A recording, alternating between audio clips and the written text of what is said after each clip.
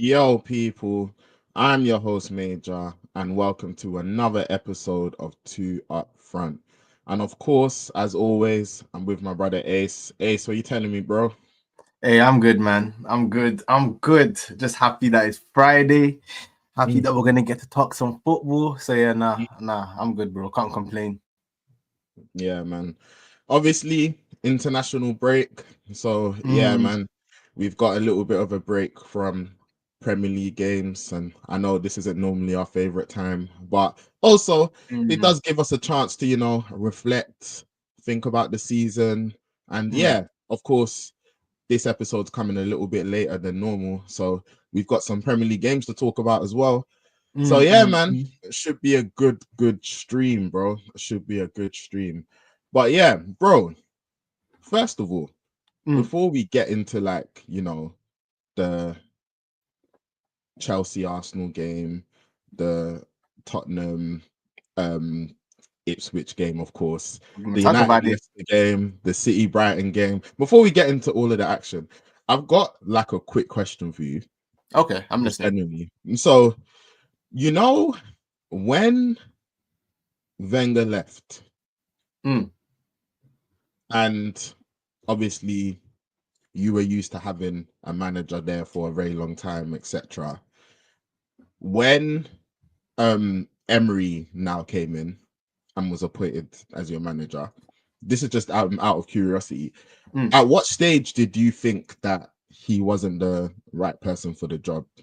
Like, at what point were you like, I've had enough? And the Mm. reason why I'm asking is because I think, obviously, like we've spoke about it before, we grew up supporting clubs where we had like long-term managers.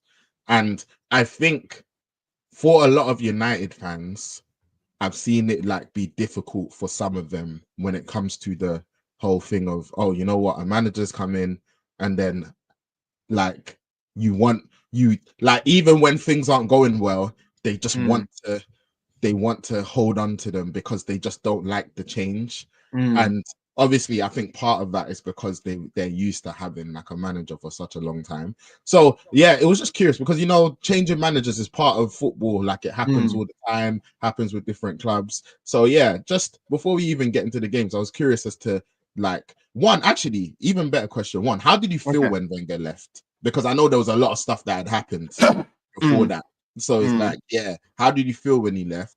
And then, yeah, like when Emery came in, how did you feel? When he left, how did you feel? And just generally, do you feel like now you've got like less of an attachment to managers? Like, do you think that whole process of, a manager's come, a manager's going, do you think that that's something that's like quite easy for you now? Like, or is it Mm. something where it's like, oh, you know what? Because I know even with Arteta, I've seen a lot of people where it's like some of them are like, nah, man, like we've invested this amount of years. Mm. So like we've got to make sure that we're seeing it through. Whereas some people are just like, you know what? Like if it comes to the point where we believe it's not working, then it's not working, and then we keep Mm. it moving. Like so, yeah. Just generally speaking, like where because obviously I've had to experience the chop and changing. Like, do you get me? And obviously my club's recently got a new manager, so I was just curious to hear your thoughts before we get into the football games. Okay, yeah, no, it's Mhm, an interesting one. I would mhm, say to answer your first question in terms of Wenger when mhm, he left, I think by the time Wenger left, I think I was relieved because I mm, think it definitely felt like it was a long time coming. Because, like I said, I mm, think that was a period of being an Arsenal fan too, where it was just like you realize that top four is literally our aim or the best that this mhm, team can achieve, mhm, and it felt like we weren't gonna do anything more than that. So it was mm, more of like a cool Wenger leaving now that limit, that like kind of upper limit of what we can do can maybe mhm, change now because things are now different. Because I felt like mhm, maybe he also just wasn't the guy anymore at that time, at that point where mhm, maybe it'd gone stale because he's been there for so long and it hadn't worked for so long.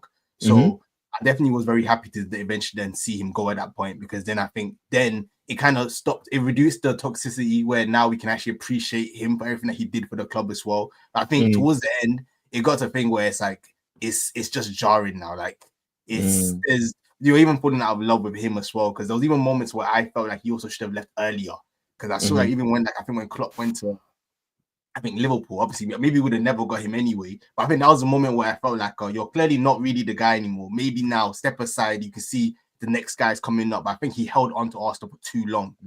A lot of people said that he should have left like after that first FA Cup win. Yeah, I think so. Yeah, I think so too. I think so too. But I think he held on to Arsenal too long, and probably Arsenal. She did leave. I think it was definitely a feeling of just relief now. Cool, things are now different now, and we can now look towards the future. And then in terms of your second question about, I guess, chopping and changing the managers, I think it was about like I guess how I feel about that. And I think because of the Wenger thing, I think I definitely do want a manager that will be at the club for X amount of years that can actually build something. I think I overall think from what I've seen over the last few years with Klopp and with Pep is that they have managed to build really good teams that have now consistently challenged every year. But then when I look at, let's say, someone like Chelsea, who have also been very successful during that period, it also felt very erratic, where one year they could be competing for the league and the next year it could completely fall off, and they would then make the change. So I think I definitely preferred the strategy that Liverpool and City went with in terms of giving one guy the job. And even if it doesn't work initially, when it does work, now you can then go on and consistently win things. It's kind of how I saw it. So yeah, I think I definitely do prefer that. I think with Emery, where I think it was done for me was I think it was the Baku against Chelsea, the Europa League final. I think at that point was where it's like I already wasn't happy with him. I already didn't really feel connected to him, because something I always harp on about that we'll see with Amarin now as he comes in, that I say a lot, that I think fans don't maybe put a lot of stock in, is I think you want to believe in your manager when he's talking. Like you want that connection where it's like I believe you when you're saying this is where you want to take the club, but this is what you're trying to do. And when you lose that, or you don't have that connection, it's really hard to then stay behind them when maybe the performances aren't good either. So I think with Emery, the performances weren't really good at that point. It was like your specialty is winning these European competitions. We've now got to the final, and then we just get embarrassed. So I think that was when I was like, yeah, I just don't think you're the guy to take us where. Because I think after Wenger left, now it's like, now I want the guy that can take us further. And I just didn't think he was the guy to take us further. So yeah, then obviously Arteta comes in. I would definitely say I'm definitely positioned now where it's like I'm definitely patient, man. Like I'm like that's the category you more fall into. Yeah, that's the category I'm more fall into. I know it's going to mean there's going to be years where it might not work out, and you have to just take it from everyone. It's cool, but at the same time too, I think sometimes too with fans now, it's a bit too reactionary. It's a bit too. It's not going well. Let's chop it. But then you don't ask them what's the solution then, and I think no one really has solutions. I think it's very easy to just want something different kind of stuff. So I think I definitely err towards just a bit more patience. If it doesn't work out, I don't gain anything. But I think sometimes so many people are so they want to be the first person to say that this wasn't going to work out. Whereas with me, I don't care about being the first person to say it's not going to work out. Eventually, if it doesn't work out, it doesn't work out. We put our hands up and we move on. But I think sometimes people go very early with those kind of stuff when it comes to managers and trying to get them out. And now, oh yeah, I've been telling you for this long. It's like, yeah, but you couldn't tell the future either. None of us knows what actually is going to happen. It's just our opinions kind of thing. So yeah, I think that's just like my ramble on, I guess, managers and my thoughts on it in general. Yeah. No, it's interesting because I think, like I said, being a United fan, I've seen the conflict within like a lot of fans where even when they can see, like I think with Ten Hag, for example, when certain fans they could see that, you know what, this isn't going the way that we needed to go. But I think it's that we don't want to start again, man. Like we don't want to do this again. We don't want to, and I think a lot of that does come from Fergie. Like it does come from, you know what, we're not used to this. Like, and then over the years we've become a club where it's like, a manager's here a few years, then they go, then a new manager comes, and like you said, there's certain clubs in like their recent history they're more familiar with that, like Chelsea, like where they're kind of used to that. So whereas I think we both supported clubs where we had long-term managers, so the whole process. And I think just even from your answer, I'm guessing part of it for you then is just kind of like how you connect with a manager, because I think, like, again, we're not going to go into the whole Emery versus Arteta thing, but I think just even from what you've said, I think it's more so a thing of, because like you feel like Arteta was just a better fit and he connected with the fans better, you're willing to give him more time, and there's naturally a bit more patience there, like because like, and I think that element of things sometimes, because I think when a manager doesn't warm with the fans for whatever reason, like it might not even be his fault, but then I think it's easier for fans to now say, you know what, like with Yeah, the and combining bro, the run and you form, could talk etc. yourself out of it as well, man. Because even Mhm. with Arteta too, like I also am very. If we lose, we don't play well. Come out and say we didn't play well. Don't be trying to make excuses that the one chance we had, we didn't finish it, and that's why we did. That's when the connection can also start reducing as well. Because I think I want the guy that's gonna come and say, yeah, we were bad today, and that's okay. Like, I can take that kind of truth much more Yeah. than a Started manager to trying to happen with Ten gaslight you. Hag. That's what Yeah, happened. they're Yeah, trying to that's what gaslight started to you happen. into trying to trick you into thinking that you didn't see what you saw. Yeah, Like, man. managers that do that, I think their time's ticking. And that's why I was saying, when I carried on making reference to that Tottenham game, like the reason why that was so annoying is because, bruv, like I was in the stadium, like that, and you're telling me, you're just You said telling me it didn't things. happen. Yeah, like you're telling me, and I think sometimes it's just, again, I think like you need that level of self-awareness. Like, do you get it? Because again, like I think obviously a lot of fans who, we again, even Ferguson, like he never always got it right. Like, do you get me? Like, and I'm talking about like, obviously when he first came, obviously that was before I was born, but like I know, oh yeah, you know what, like he was under pressure. Do you get me? Like in the early years, but even like during my lifetime, whilst he's been there and he's won titles, he still also made mistakes and he got things wrong. Like, so it's just, no manager's ever going to be perfect, but I think it is really annoying sometimes where it's like you have a manager and things aren't going well, and you're because especially when you're speaking to the media, I understand sometimes the annoyances of the media, and like sometimes they can ask, provoking questions and etc. But also, like you have to also understand that like we don't have your personal phone number as fans. And like you can't bell us separately and say, all right, guys, this is what's going on. This is your form of communication to us.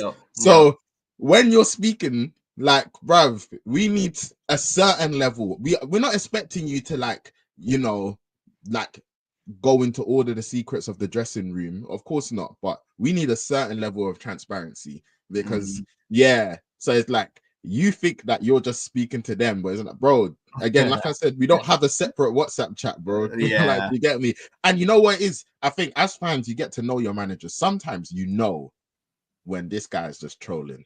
Like, do you get me? You don't believe it. And you know what he's doing as well. Like, we've spoken about it with Pep.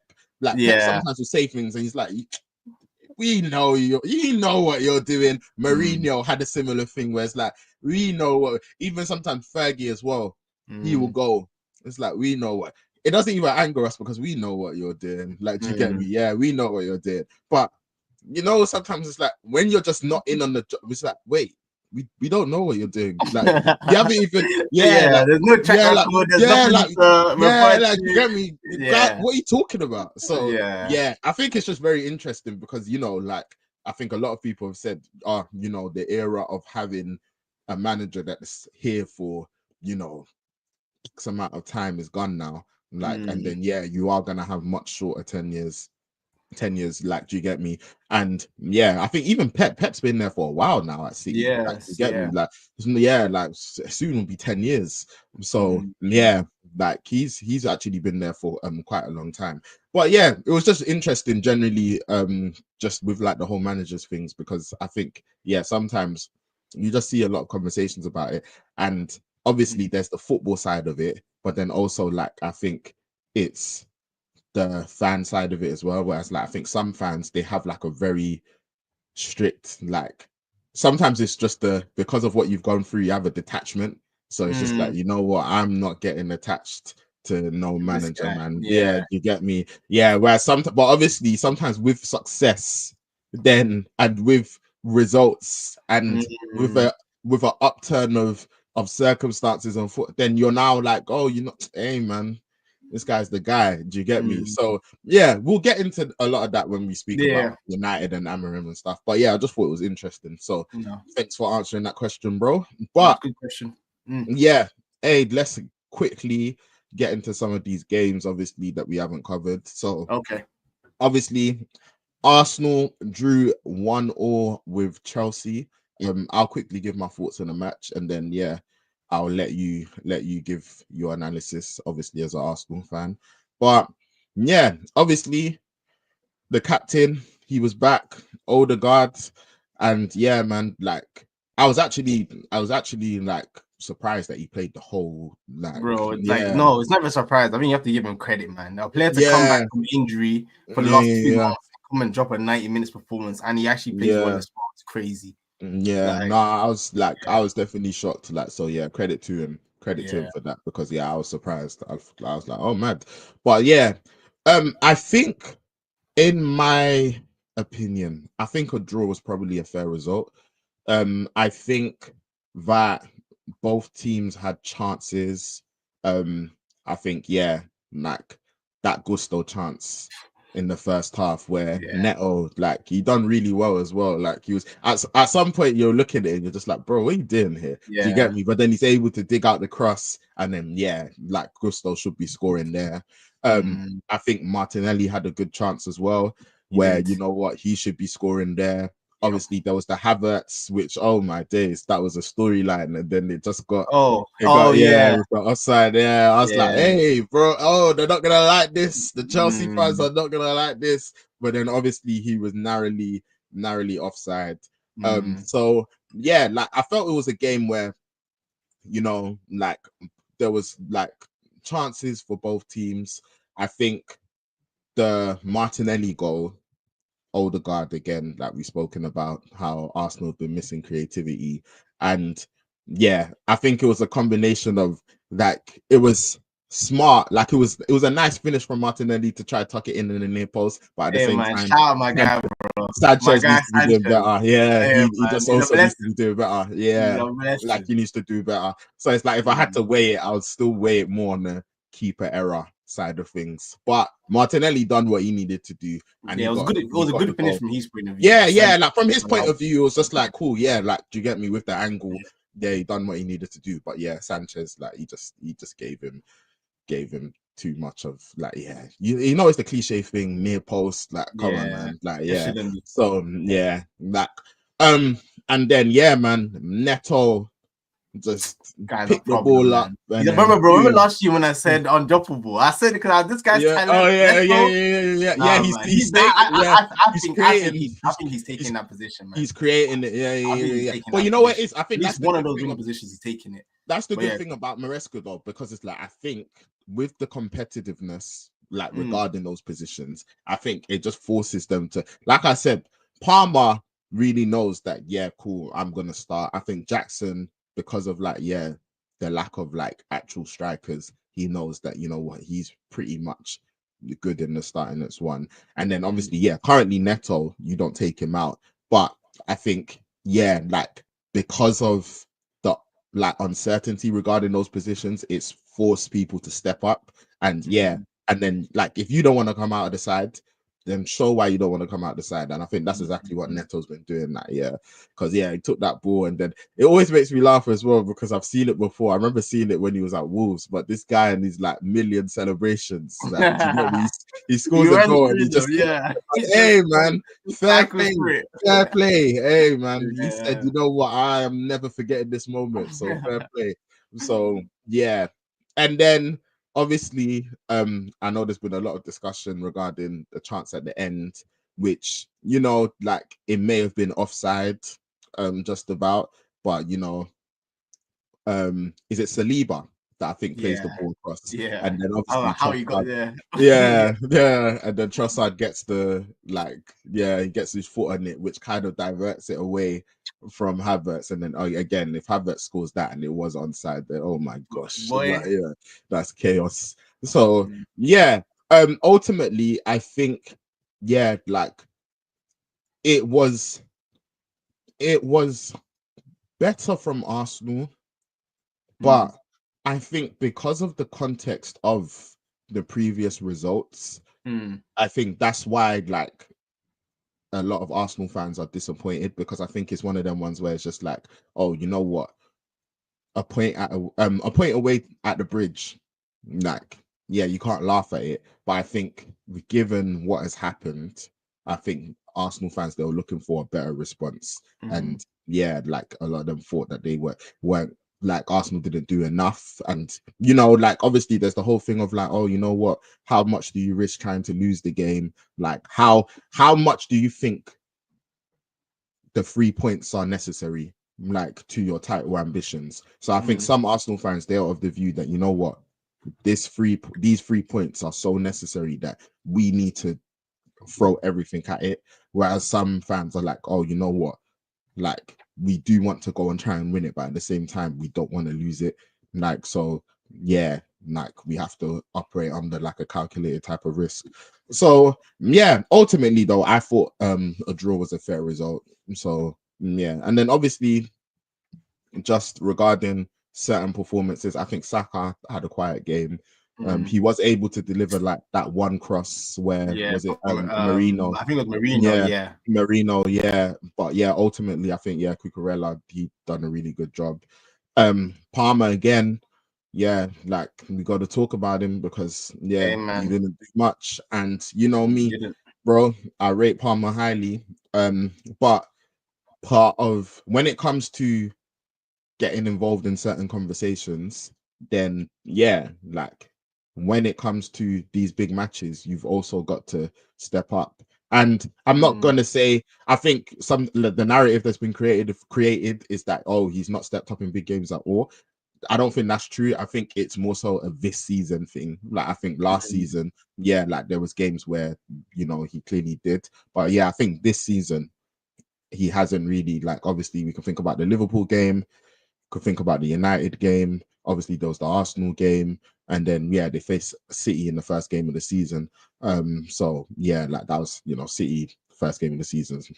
That's a harsh start, but yeah, like I think ultimately he's not done enough, and he's got to try and figure things out, like even in these big games. Like, you know what, like sometimes defenses are going to approach you differently. We've spoken about that with Saka, and yeah, year on year Saka's had to find different solutions. Like I think he even came out and said that, yeah man, bruv, two You man guys are get on me. triple, bro. Yeah, do you Sometimes get me? that Yeah, like Newcastle yeah, game was a triple team, bro. A yeah triple man. team. Three So men on you, yeah. So you've got to figure that out. Like, do you get Mm. me? So yeah, Palmer, he is gonna have to figure that out, because the last thing that you want is you don't want to start to get to, you don't want to be known as, you don't want the narrative to start to creep Oh and yeah, you start he's a being bully. known He as a bullies flat the trap small bully. guys. Yeah, Yeah, but flat yeah, trap flat track bully. bully. Yeah, Yeah. you don't want that to start being the thing. Mm. So yeah, So when man. it Like, matters, you're nowhere to be seen. yeah, exactly that. Mm. So yeah, Palmer, like, yeah, not his greatest game as again, but yeah, man, bro, what was your thoughts? What were you thinking about the match? Like, Yeah, again, just to again, kind of your game analysis, and then also like how disappointed, mm. or like how do you feel about the point in general? Okay, cool. I'll work backwards, Mhm. just like touching Yeah. on, because yeah, the Palmer thing. This is why I say I even feel sorry for him a little bit, because Mhm. I think every big game, like, because again, this is like what he's like second proper season now. But the issue is Yeah. when people were getting carried away after the first season, and now he's just world class straight away. And it's like, Hmm. yeah, but now we're gonna be scrutinizing you much more now in all of these games. So this is why I think you Hmm. have to always prove it first. You have to prove it first before people start putting that title on you. I think all it Hmm. does is just attract more attention to you. And then Hmm. now the other teams are going to be looking at you saying, oh, okay, then maybe you are world class. So I'm going to give you Hmm. world class treatment, which is try and nullify Yeah. you as much as possible. So yeah, Hmm. we'll see how he kind of adapts throughout the season, because Hmm. it's still early. And yeah, like I've always said, I think he's a very, very, very talented player. I think it's Hmm. just, I think people putting him on pedestals that he hasn't earned Hmm. yet, just through Yeah. a We lack of, spoke not even about his that, isn't fault, it? but yeah, not even his Yeah, we fault, just spoke the lack about of that. where Chelsea are right now. Like, Yeah, it's that so approach of world class of, do yeah. you want to take the approach of, because you believe in the talent, you're just Mm, gonna go early and label him as world class right now, or mm. are you gonna wait till the CV is CV and Yeah. to the extent where Because you're when we like, get to okay, you know Liverpool, what, well, it's that's when safe. we're gonna start talking about Yeah, world class footballers. When we get to yeah. Liverpool, that's world class So in my eyes. that's So always the again, approach. Like, yeah, you've yeah, got when you go early, then yeah, man. Like you said, if someone's gonna be called world class right now, then you're gonna have world class scrutiny. yeah. So yeah, So but yeah, yeah. so that was one I just wanted to kind of add on to what you were saying, and then yeah, kind of Mhm. working on through the game. Yeah, I think like you said, I also agreed with you. I think it was definitely a game that a draw probably was the fair result. I think both teams had good chances. Both teams could have nicked it. Mhm. So I think I'm definitely disappointed from the fact that I think we also had enough chances to also nick it. Like for example, like that Marino chance. Unfortunately with the Havertz goal, that was narrowly offside, which I also think it Mhm. shouldn't have been offside in that position when that's what you're trying to do, basically. Mhm. So I think it was very, very tight, unfortunate. The last one at the end too, we don't know. There are obviously people who have scrutinized are saying that maybe it was offside, but we never know until VAR draw the lines in it. So Mhm. again, with Trossard there, in hindsight, brother, just leave it. Like Havertz was in a better angle and better position than you were. I think it was a harder finish for you. You've been playing against us recently, and it was just another moment of me just feeling that this guy is playing against us because yeah, he's not been great for a while now. So it was disappointing from that point of view of like our point was a fair result, but we could have nicked it, and we needed to nick it because of, like you said, the circumstances. Mhm. Where we're looking at Liverpool. Obviously, the one thing that did help us in this game going into it was knowing that City also had dropped points before. So I think the Mhm. pressure also probably that I think that also reduces how painful not winning was. Again, I'm not Mhm. gonna get into it's not to do like the whole like minimizing Liverpool being 9 points ahead of us, which is massive. But I think Liverpool Mhm. 9, City 8, I think I'm a lot more like Mhm. my belief is right now I'm just narrowly like we're just So about. I've got a Yeah, question. I've got a hold question on, for you with that. go on. So I've seen two views on this. Mm, So some people are taking the view that you're taking, where they're saying, you know what, yeah, at least City lost. mm. So essentially, it's a point gained on Mm, City. Of course, it's not a point gained on Liverpool. Liverpool have yeah. extended. And again, we'll get into that conversation because I think Mm, there's been a lot of discourse regarding, Arsenal fans and how they're speaking about Liverpool and etc. But also, I think the other point of view regarding City is that some Arsenal fans have said it makes it more painful because mm, you have not been able to take full advantage of what's happening with City. So the fact that City have been bad and they've mm, not been performing and you've not been able to capitalize makes it more annoying. And I think a lot of Arsenal fans, that's where even the frustration is coming with Arteta, and they're looking at Slot and they're looking at Liverpool and they're saying, you know what, City have been sloppy, they've not been good, and Liverpool are taking full advantage.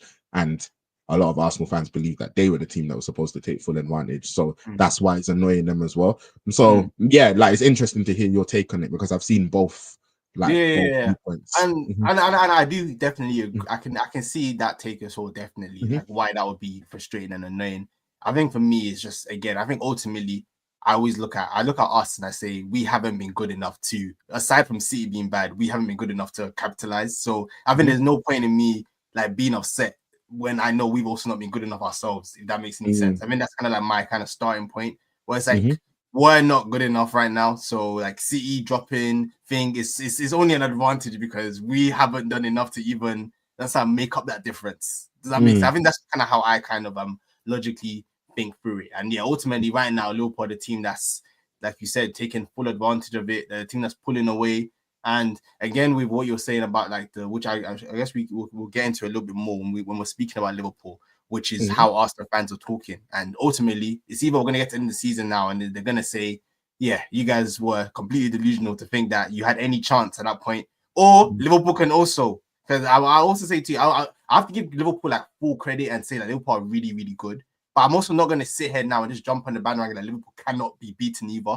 Like I think I'd see enough Mhm. in their games too where I think they're doing much better than where like when City were when they were still winning, but like you're still seeing signs of you could have dropped points here, you could have conceded here, but it's going in your favor. And I think Mhm. not to that degree that it was with City, but Liverpool have that marginally. So that's also why I'm Mhm. also just like this is not a team that won't maybe draw games that they shouldn't draw or lose games. So I think that's also Mhm. where they're not like infallible in my eyes either. Does that make Mhm. sense? So, but time will tell how Mhm. accurate that is. I But don't think I think I think Liverpool will drop points. Like, I think even Liverpool fans will know that. I think the big question is that can Arsenal put a run Make up. together? Yeah. Yeah, to me, because that's the thing. I think it's not about with the 9 points. I don't think the question is, oh, are Liverpool going to drop 9 points over the course of the rest of the season? It's they need to do that, and Arsenal also need to put a serious run together. And I think that's where the major concern is because I think And you can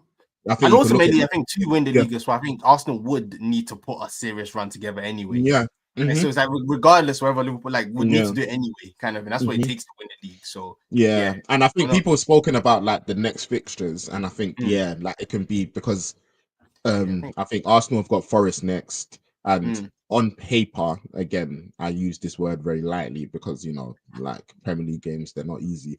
But on paper, Arsenal have got like obviously the easier fixture run, and Liverpool. I think they've got Southampton next, but then I think after that is City, it's Newcastle away, and then it's Everton away. So I think it's one of them ones where you could look at these fixtures and think, okay, you know what? There's potential for Liverpool to drop points there. If they don't, then things are looking it's spooky. Yeah, no, if Liverpool beat City and then they beat Newcastle away and then they beat Everton away, then it's looking real spooky for you. I can't lie.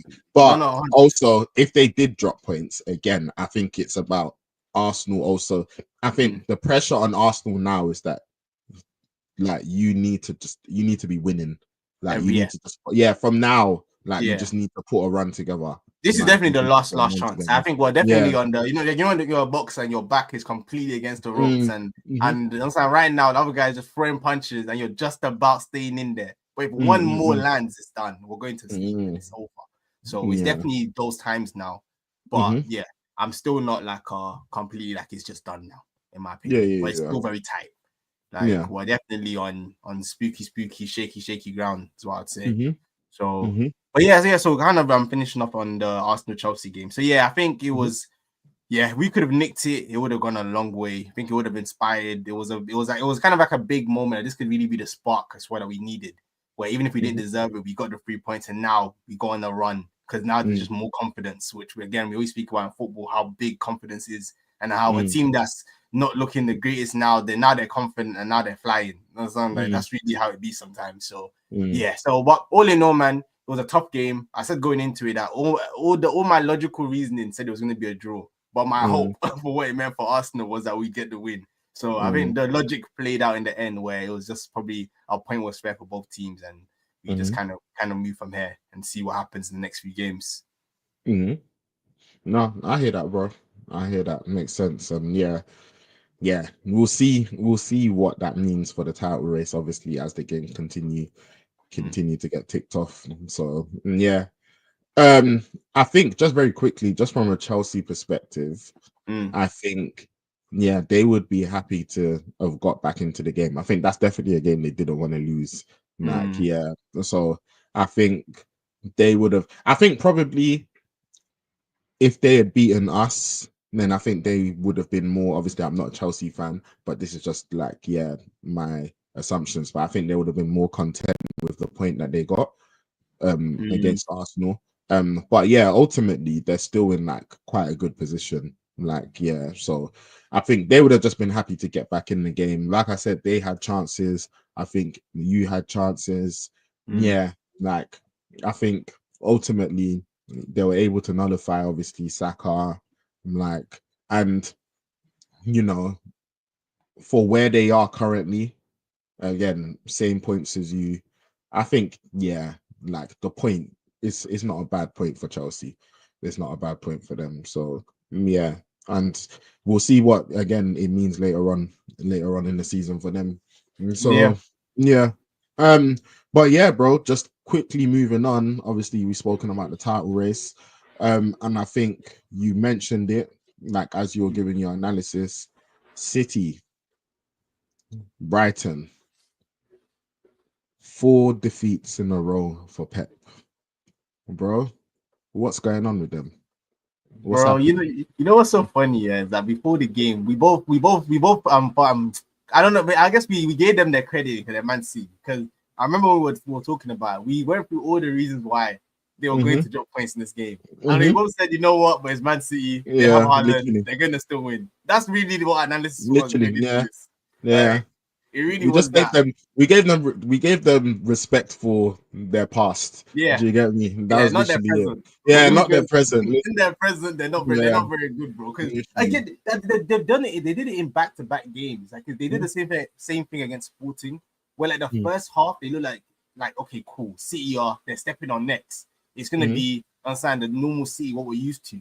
Then they don't kill off the game in the first half, and then they go into the second half now, and it's just like I don't know if it's the legs. I don't know if the other opposition they get more confident, they grow into it, but it just falls apart in the second half, man. Because I remember they were 1-0 up here. I started watching it, and then I was seeing Brighton just miss chance after chance. I said they're gonna do it again. It's gonna be one of those games again where City shouldn't leave with the win, but they're going to because the opposition just doesn't finish them off when they have the chance to finish them off. So I even switched it up. I said, yeah, man, 1-0, City, they're gonna go on to win this game, bro. I looked later on, I see 2-1. I said, no way. No way did Brighton miss all the chances that I saw them miss and then go on to still win the game, which shows that they continue to make chances like that. So, yeah, man, City, like right now, we've spoken to death about the Rodri thing, but I think the midfield, the defense, like they're just so easy to cut through. Like they're so easy to make chances against right now. Like they have no like solidity. Like so yeah, man. Yeah. So bro, you tell me what you think, and after we need to big up because there's certain Brighton players too that I need to talk about, man. But yeah, let me know what you thought about the game too. Yeah, I thought, you know what, in the first half, I thought City, like for a good portion of it, like they looked decent. Like I think, yeah, obviously Haaland gets the goal, and he had like a couple chances like quite soon after that as well. There was the one where like he had the shot from the angle, then I think it ended up like going off the post, and then I think from the corner as well, he got to the ball, and I think he actually should have done better there. So yeah, like I think City, they're passing it around, like yeah, and like it looked better. And then yeah, man, especially that second half, Brighton just stuck it on them. Like yeah, they just stuck it on them. And yeah, you can tell where it was just like, you know what, you can tell the goals coming, and yeah, it's either going to be one of those things like you said where it's just one of those days where Brighton don't take their chances and City get away with it, or City are going to be made to pay. And yeah, it was the latter. City were made to pay, and I don't think they can have any complaints about that. Like I think from a Brighton perspective, and yeah, I don't know if you also want to like we could use this as an opportunity to big up some of their players as well. No, firstly, let me first tear down one of their players. Not tearing like I like him, he's my guy. But I can see why this Welbeck guy hasn't scored against City in his career, bro. Because the chances he was individually missing, I said, this guy, I don't know whether he's playing for a Saudi contract because he was moving crazy in that game. But yeah, the players that I want to really big up is firstly Belieber. Yeah. Belieber. That guy in midfield. That guy in midfield, bro. This is also why I went to when France too, like first season, they want to just rubbish you or thing. Because I remember his first year was very quiet. He wasn't really doing much in that Brighton team. And this year now, he just looks like an absolute problem. Like he looks like you said, another one. Like another up-and-coming midfielder that Brighton have got that's now gonna cost someone 80 million plus to get him out of that club. Because he's touch, he's how pressure resistant he is. How he was just slicing through City in that game, bro. I mean, he was one of the biggest game changer in that second half. I think he came on at half time and just changed the game, man. Like he just gave Brighton what they needed in midfield for him to actually hold on to the ball and start cutting through City. And then João Pedro is another player that I really like, man. I think in that kind of false nine kind of player, I think he's definitely the up and coming one in the world now that he's looking like, yeah, he's also next up as one of the best players in that profile of player right now. He looks like, yeah, he's going to be one of the best in the next few years is what he's looking like right now. So yeah, I just wanted to big up those two players. And then yeah, it was really nice to see O'Reilly too after his injury come on, get the winner. Always love to see that, man. After a player gets really, that's like, it must be crazy. We spoke about him in, like when we were doing the transfer tier list as well, and a player that we're interested to see. Injury.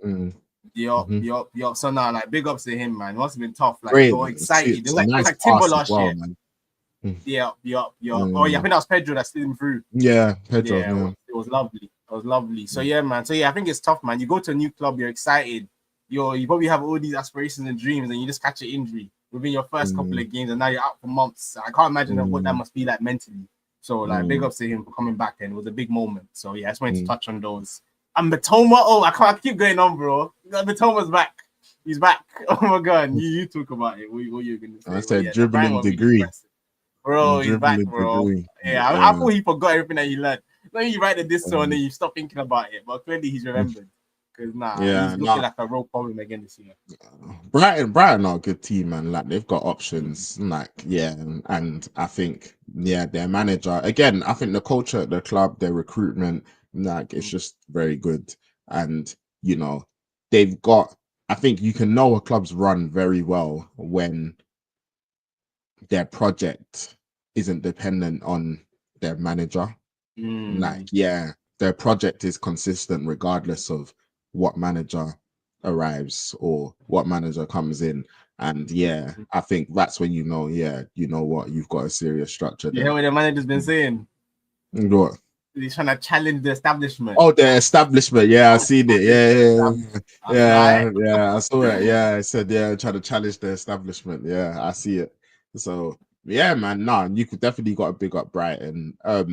City, yeah, they needed this international break, man. Hey, like, man, yeah, we're gonna talk about Philip Foden, another world class player that's still here. Yeah. That's still here. It's like he's not been injured. He's been here. They needed it. Yeah, he's been here.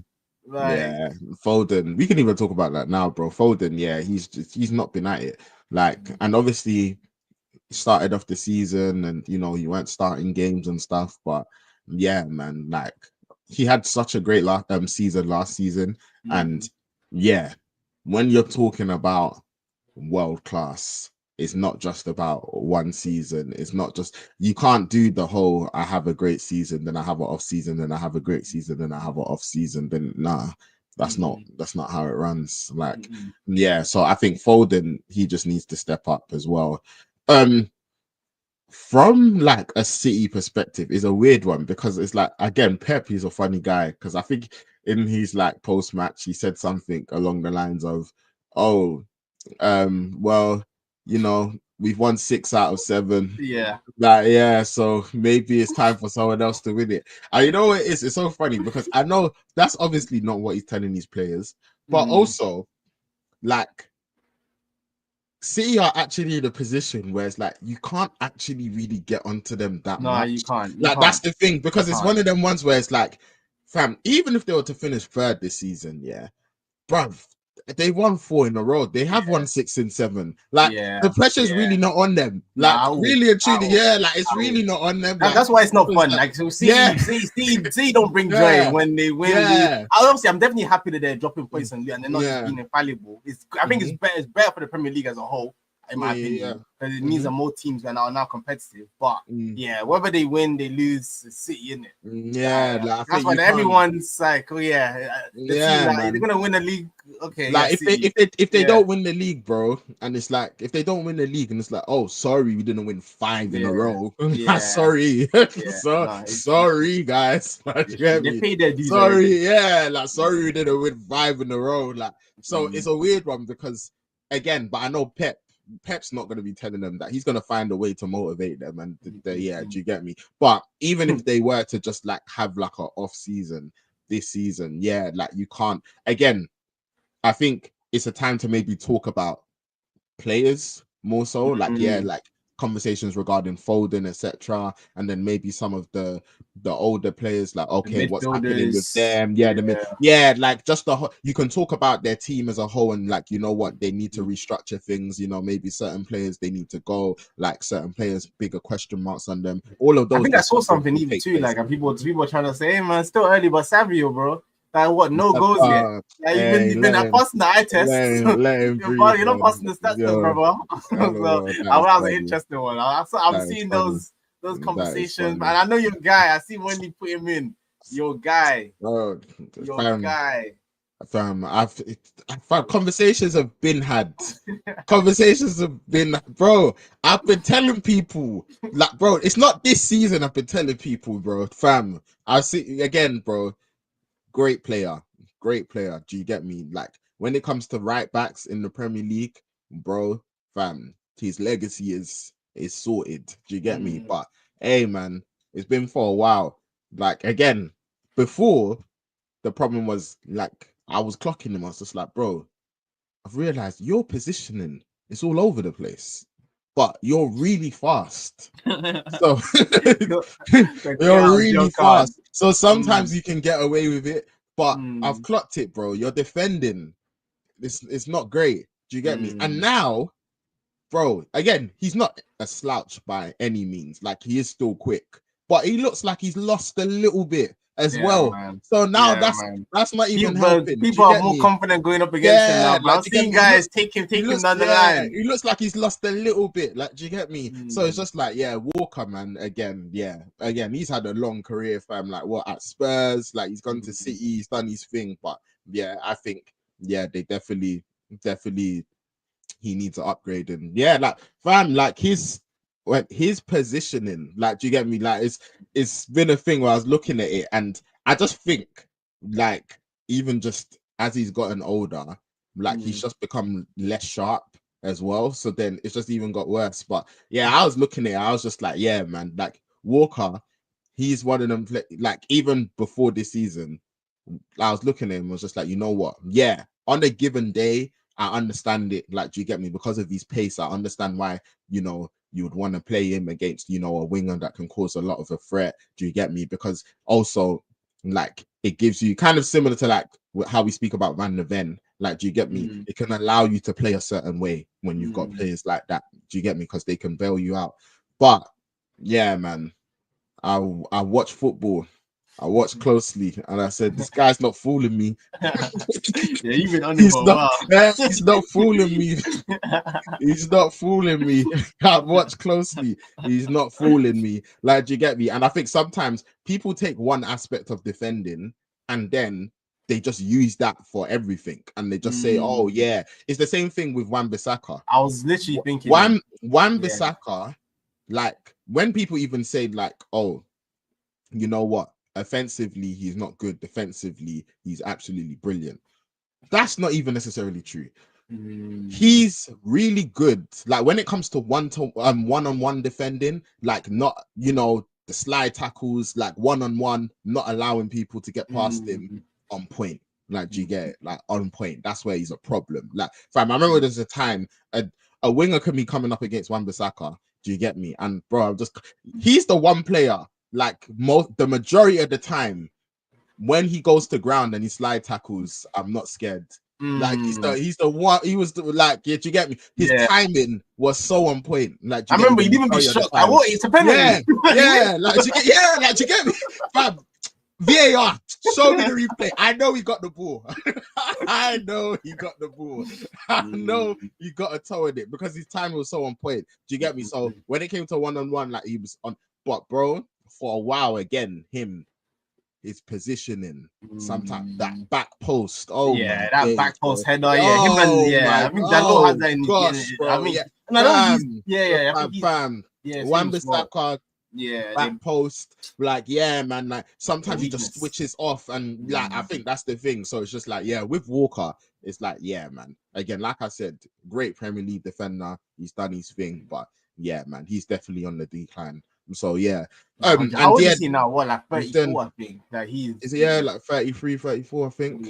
So man, it's all right, man. It's time for him as well, man. Yeah, he's done his thing, man. Like he's done his thing. So but City, I think they just, again, the Gundogan things happened. It's probably not worked out like how they would have wanted it to work out. It's not the same Gundogan, KDB. Like I think a lot of City fans, they're looking and just saying, bro, we just need one. Can you give us a 15-game run, just one more, one more time. They need that. One more time. Can you pull something out the bag? One more time. Can your hamstrings hold it up? Yeah, the sports in a position where we're level points or ahead of Liverpool, bro. That's it. Please, you've done it many times before. We don't even need you for the whole season. We just need you, like, fam. 15 games, can you give it to us? So like you're gonna have to look at that. But overall, I think C. And then obviously another big question as well is Pep. Yeah, like, what did you think about the end of match antics? when he was. Oh, what with the he Man, shouldn't be doing all of that, man. Like, too bro. much. Like, man, he shouldn't be doing all of that. Like, do you get it? But yeah, man. Like, I think you know what it is. Pep is such like again. We spoke about City. If they don't win the title, like no one can really get onto them. But Pep, like because of who he is and how he is, bro, he's playing it off, but bro, he's desperate to win that. Like, do you get me? Like, yeah, bro. Like, he's obsessive. Like, do you get me? He doesn't want no one to eat. Like, do you get me? He doesn't want no one. You don't achieve what he's achieved so far. If man. He won up, he's like, I don't mind this year. We don't He doesn't want no one to eat, man. Yeah. Nah, he Greedy. don't want How anyone greedy. to eat. Yeah, man. So man. so I think City, man, they've international break. It came at the right time. Obviously, they've got some players that should be coming back. But they do have a lot of injuries now as well. They do. But they have a lot of injuries. I think from like a positive point of view from them, I think they'll just probably be looking at it and thinking, you know what, at least Arsenal haven't like been able to capitalize, and with Liverpool, I think they have Liverpool coming up as well. Just at Anfield, that's going to be hard though. Yeah, it's going to be that's not that's going to be hard. Obviously when that time comes we'll get to the predictions there, but like I think City will do well to get out of there with a point. Like, I'm not gonna lie. So get out there with a point. Bro, fam, even on a normal when City are great, bro, they'll take a play at Anfield, bro. They don't go Anfield and spin them over. So now, I know. So now, because even when City are doing their thing, bro, they don't go to Anfield typically, and just Anfield, that's not an easy place to go, man. So it's true. Like it's gonna be. That's why the narrative that we were meant to go there last year and say now, bro, we're here to win. I say you lot are cheeky. You've never had the mentality with Liverpool, boy. You've never. Oh God. It's a hard place to go. I just saw this, and I think this is actually a good conversational point. On Orthodox Chase said, Pep said no one is going international break. I heard. I generally, what do you think about all of these discussions? I think Harry Kane. Bro, he's a loser, bro. I've been having these debates. He's a loser. Okay, bro. The platform's yours. Bro, he's a loser, man. Because you know what it is? I think as a footballer too, that you should understand, off the back of a summer where these lot have just had a competition, 3 international breaks before Christmas, and certain men are saying we're not trying to come on your eye here. They in country before club. Country before club. You too, bro. How do you say it? Country before club. When you were thinking it out, why didn't you say country before club and go sit on the bench and let other strikers play? No, it was all about you. Okay, it was all about you, bro. So I think he's just a loser. I think if I was a footballer and I hear my colleague, when you should be understanding us, going out to the media talking about they're letting the country down with this kind of narrative. So you're a loser. You're a teacher's pet and you're a loser. So that's my opinion, bro. I didn't know your opinion. Bro. That story, And my first reaction was like, why are you even playing into this narrative? Like, just be quiet. Be quiet. It just felt like you're trying to appease certain people that are gonna lack that energy. But to me, it's like, just be quiet. Okay, it's Greece before Lee Cardi's last match. Who cares? Who cares? They got the win as well. Yeah, they got the win. So but I think a lot of managers, obviously, man. I think Pep's been doing it for fam. I'm not gonna lie, people have been doing this for a long time. Fergie used to do it. Like, do you get me? Like, everyone. It's just, hey, man. What? Like, it was. You know what was funny? And again, it might be genuine. Like, do you get me? But when people are like, Arteta, obviously, like, afterwards, like. When he came out in the press conference and he was just like, it was, I think he was talking about Rice and Saka, and he was just like, it's not looking good. Like, and he said, them man are staying here. So, cancel their flights. They're not leaving this country. They're not leaving. I just got my captain back. He must be crazy. No, he's gone though. Apparently, I think he flew out to Norway. Odegaard? Yeah. I think he's not played, has he? I don't think I don't think he's played yet. I heard that. I think, like, don't quote I don't know. Me. I think he's, from what I saw, he's not playing. Like, Okay, cool. I don't know if you get minutes in a second. I remember even that was a bit. It says bro. I'm just looking at it. It stay says at home, man. It says it. No, it says Arsenal captain Odegaard pulls out of Norway squad. Yeah, Norway and Oh, so captain he actually did pull Norway out and the end. Arsenal Okay. captain Odegaard says he needs to listen to his body after withdrawing from his country's squad for this week's Nation League fixtures. Yeah, after discussions with the medical staff of the national team, we have unfortunately come to the conclusion that the situation is not good enough to play these games. I've been through a long training period, and when you haven't practiced football in the last 9 weeks, it's natural not to be 100% yet. I need to listen to my body, complete this rehab process, and get my foot back in good shape. Yeah, bro, I would have been shocked if Arteta allowed that. There was rumors at one point where he was going out. So yeah, no, I Okay, hear it. yeah, I'd have been shocked, bro. Arteta's looking at it. He's saying, "Nah, man, Bro, you're a last hope. I need every." He said, "I need every man." Like, do you get me? Stay at home, man. Yeah, bro. Like, you get me? So yeah, like I think, like, and hopefully, with Rice and Saka, like, yeah, obviously, yeah, Saka's like, one was one that's more worrying to be honest. That one I don't, he actually had because I think Rice, he had obviously the issue with his foot, and then I think like he was more so playing through the pain, and then Saka, I'm not exactly sure about it, but hopefully, like, I'll never wish injury. And bro, off the back of that too, I find out Ben White's out for the next 8 weeks. Injury record. Yeah, I saw that. I think obviously, I think Arsenal will be okay as long as the others stay fit.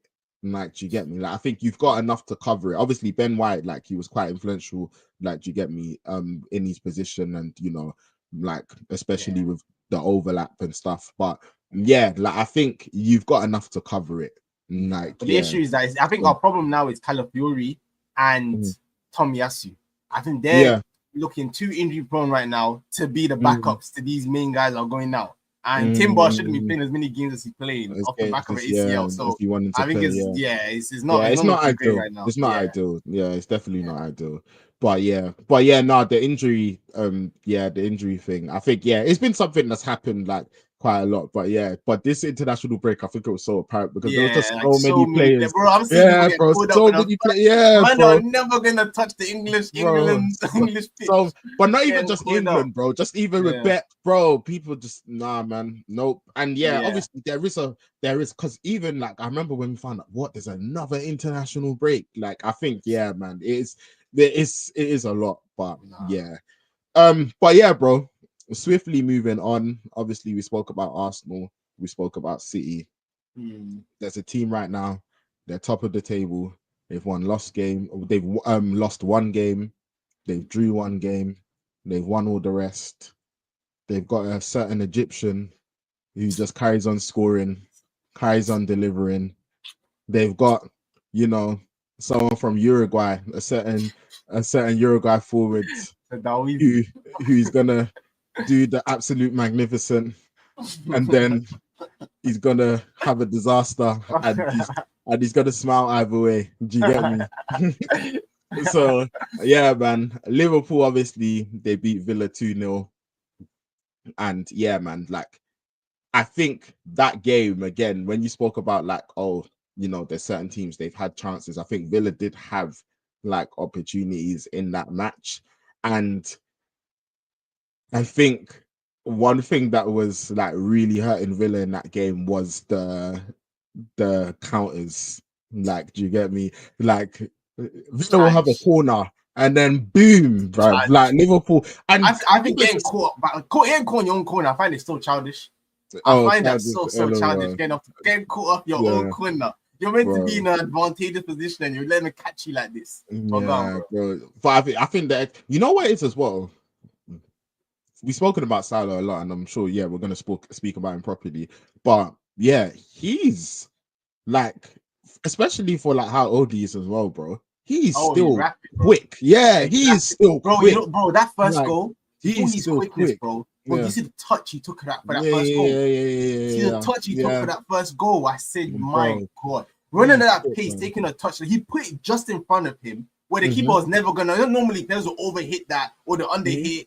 It was a perfect touch. Like, it was perfect. He ran onto it, and then from there it was long. It was long. Like you said, man, that was easy. When he scored that goal, I put my hand on my head, bro. I said, no. I said, has not got him cooking. Has not got him cooking. I was scared, bro. Not too long after he gets put through, and then, bro, that finish was my days, fam. Then he had a good chance with the head. He's just such a kid. You know what it is? I think he's the type of player, yeah, where because Liverpool have killers, they can afford to love him. Yeah. If they didn't have killers, then it'll get really problematic. Yeah, but because they've got killers, it's like you can kind of take it. You're like, you know what? Like, you're gonna do something brilliant. You're gonna frustrate us, and it's like, yeah. Not to say that they're not expecting more from him, but I think, yeah, that's part of like the reason why, you know what, they can live with it. Like, it's like, okay, you know what? Yeah, we can live with this. So yeah, because yeah, man, like what? Obviously, I know Yotta's injured, but Salah, Yotta, Diaz, Nunes, Gakpo. And that's not even talking about signing. Sorry, his name's just slipped my head. I know what you forgot, bro. Juve. It's Keza. But From it's Keza, right yeah. to forget his name because he's not been a factor at all. I'm not surprised talking you even about added his name Keza. into that list. Yeah, Keza. Yeah, do you get me? That's why I said that's not even talking about, yeah, but Keza. So yeah. But yeah, man, I think Liverpool, again, another win. Like, to be fair as well, I think it would have been really interesting to see if what would have happened if Nunes didn't score that goal, because yeah, that looked like a red card to me. With Bailey taking out Salah. So yeah, like but yeah, obviously Liverpool did get the goal, and then yeah, it was looking like a nervy one, and then again Salah on the breakaway as well, and then yeah, he gets the goal. And you know, with Salah, you know what's funny actually, bro? Your old manager, he actually gave him some great I know, advice. bro. Because I I was know. watching, I know. I don't know why. I don't know what he was thinking. Yeah, I I was don't know watching what I he was was watching the thinking. interview, and he said, yeah, Salah, he spoke to Wenger, and he said that, yeah, like I think Salah asked Wenger something along the lines of, oh, what separates like a good player from a really good player or a very good player? And I think Wenger said basically like a very good player is capable of like basically like staying like for the full entire 90, being able to stay present. Like, do you get me? Essentially. And yeah, like even when you're not in, you don't have the momentum, you're not in great form, things aren't falling for you, you're still able to stay present, and then yeah, you can impact the game. And I think, yeah, Salah's a master of that, bro. Yeah, he is, Like, do you man. get He's me? about again, that's why Because I say yeah, like man, effective. He's just an bro, effective footballer. bro, he's dangerous, man. And even like Unorthodox say, he said he helping my FPL, bro. I went for the differential. I said, you know what, I'm not gonna captain Salah this week. And then, you know what, it was looking all right. I said, okay, assist, bro. It was like 6 points. I was like, okay, I can live with that, bro. Gets the goal, Man. gets the bonus points. 14-point haul. I was like, oh gosh. I feel the same thing too, bro. I said, you said, know, it's gonna be oh a tough gosh. game. Let me go against him. Let me not go Salah. Yeah, man. Oh gosh. Oh gosh. Yeah. He's a real So problem. yeah, one of them ones, man. But yeah, Liverpool. All right, let's get into the popular discussion. So, firstly, do you think your fans are disrespecting Liverpool? Because that's been the conversation there. A lot of people are thinking, you know what, Arsenal, we understand that you've challenged City twice in a row, but how you're talking about Liverpool is not on. Like, yeah, like you're disregarding them, and you've not shown enough to disregard them. Like, your form hasn't been good enough. You've not been able to get anything over the line. To that, what do you say? I definitely do think, definitely some Arsenal fans definitely are disrespecting Liverpool in terms of not giving them the credit they deserve. But I also say too, man, I also haven't been hearing Liverpool fans also talking like a team that's 4 points ahead of City, 9 points ahead of Liverpool, or 5 against ahead of City, 9 ahead of Liverpool and Arsenal. They're in a very good position right now. But I'm not hearing the so we're definitely also, this is our league now.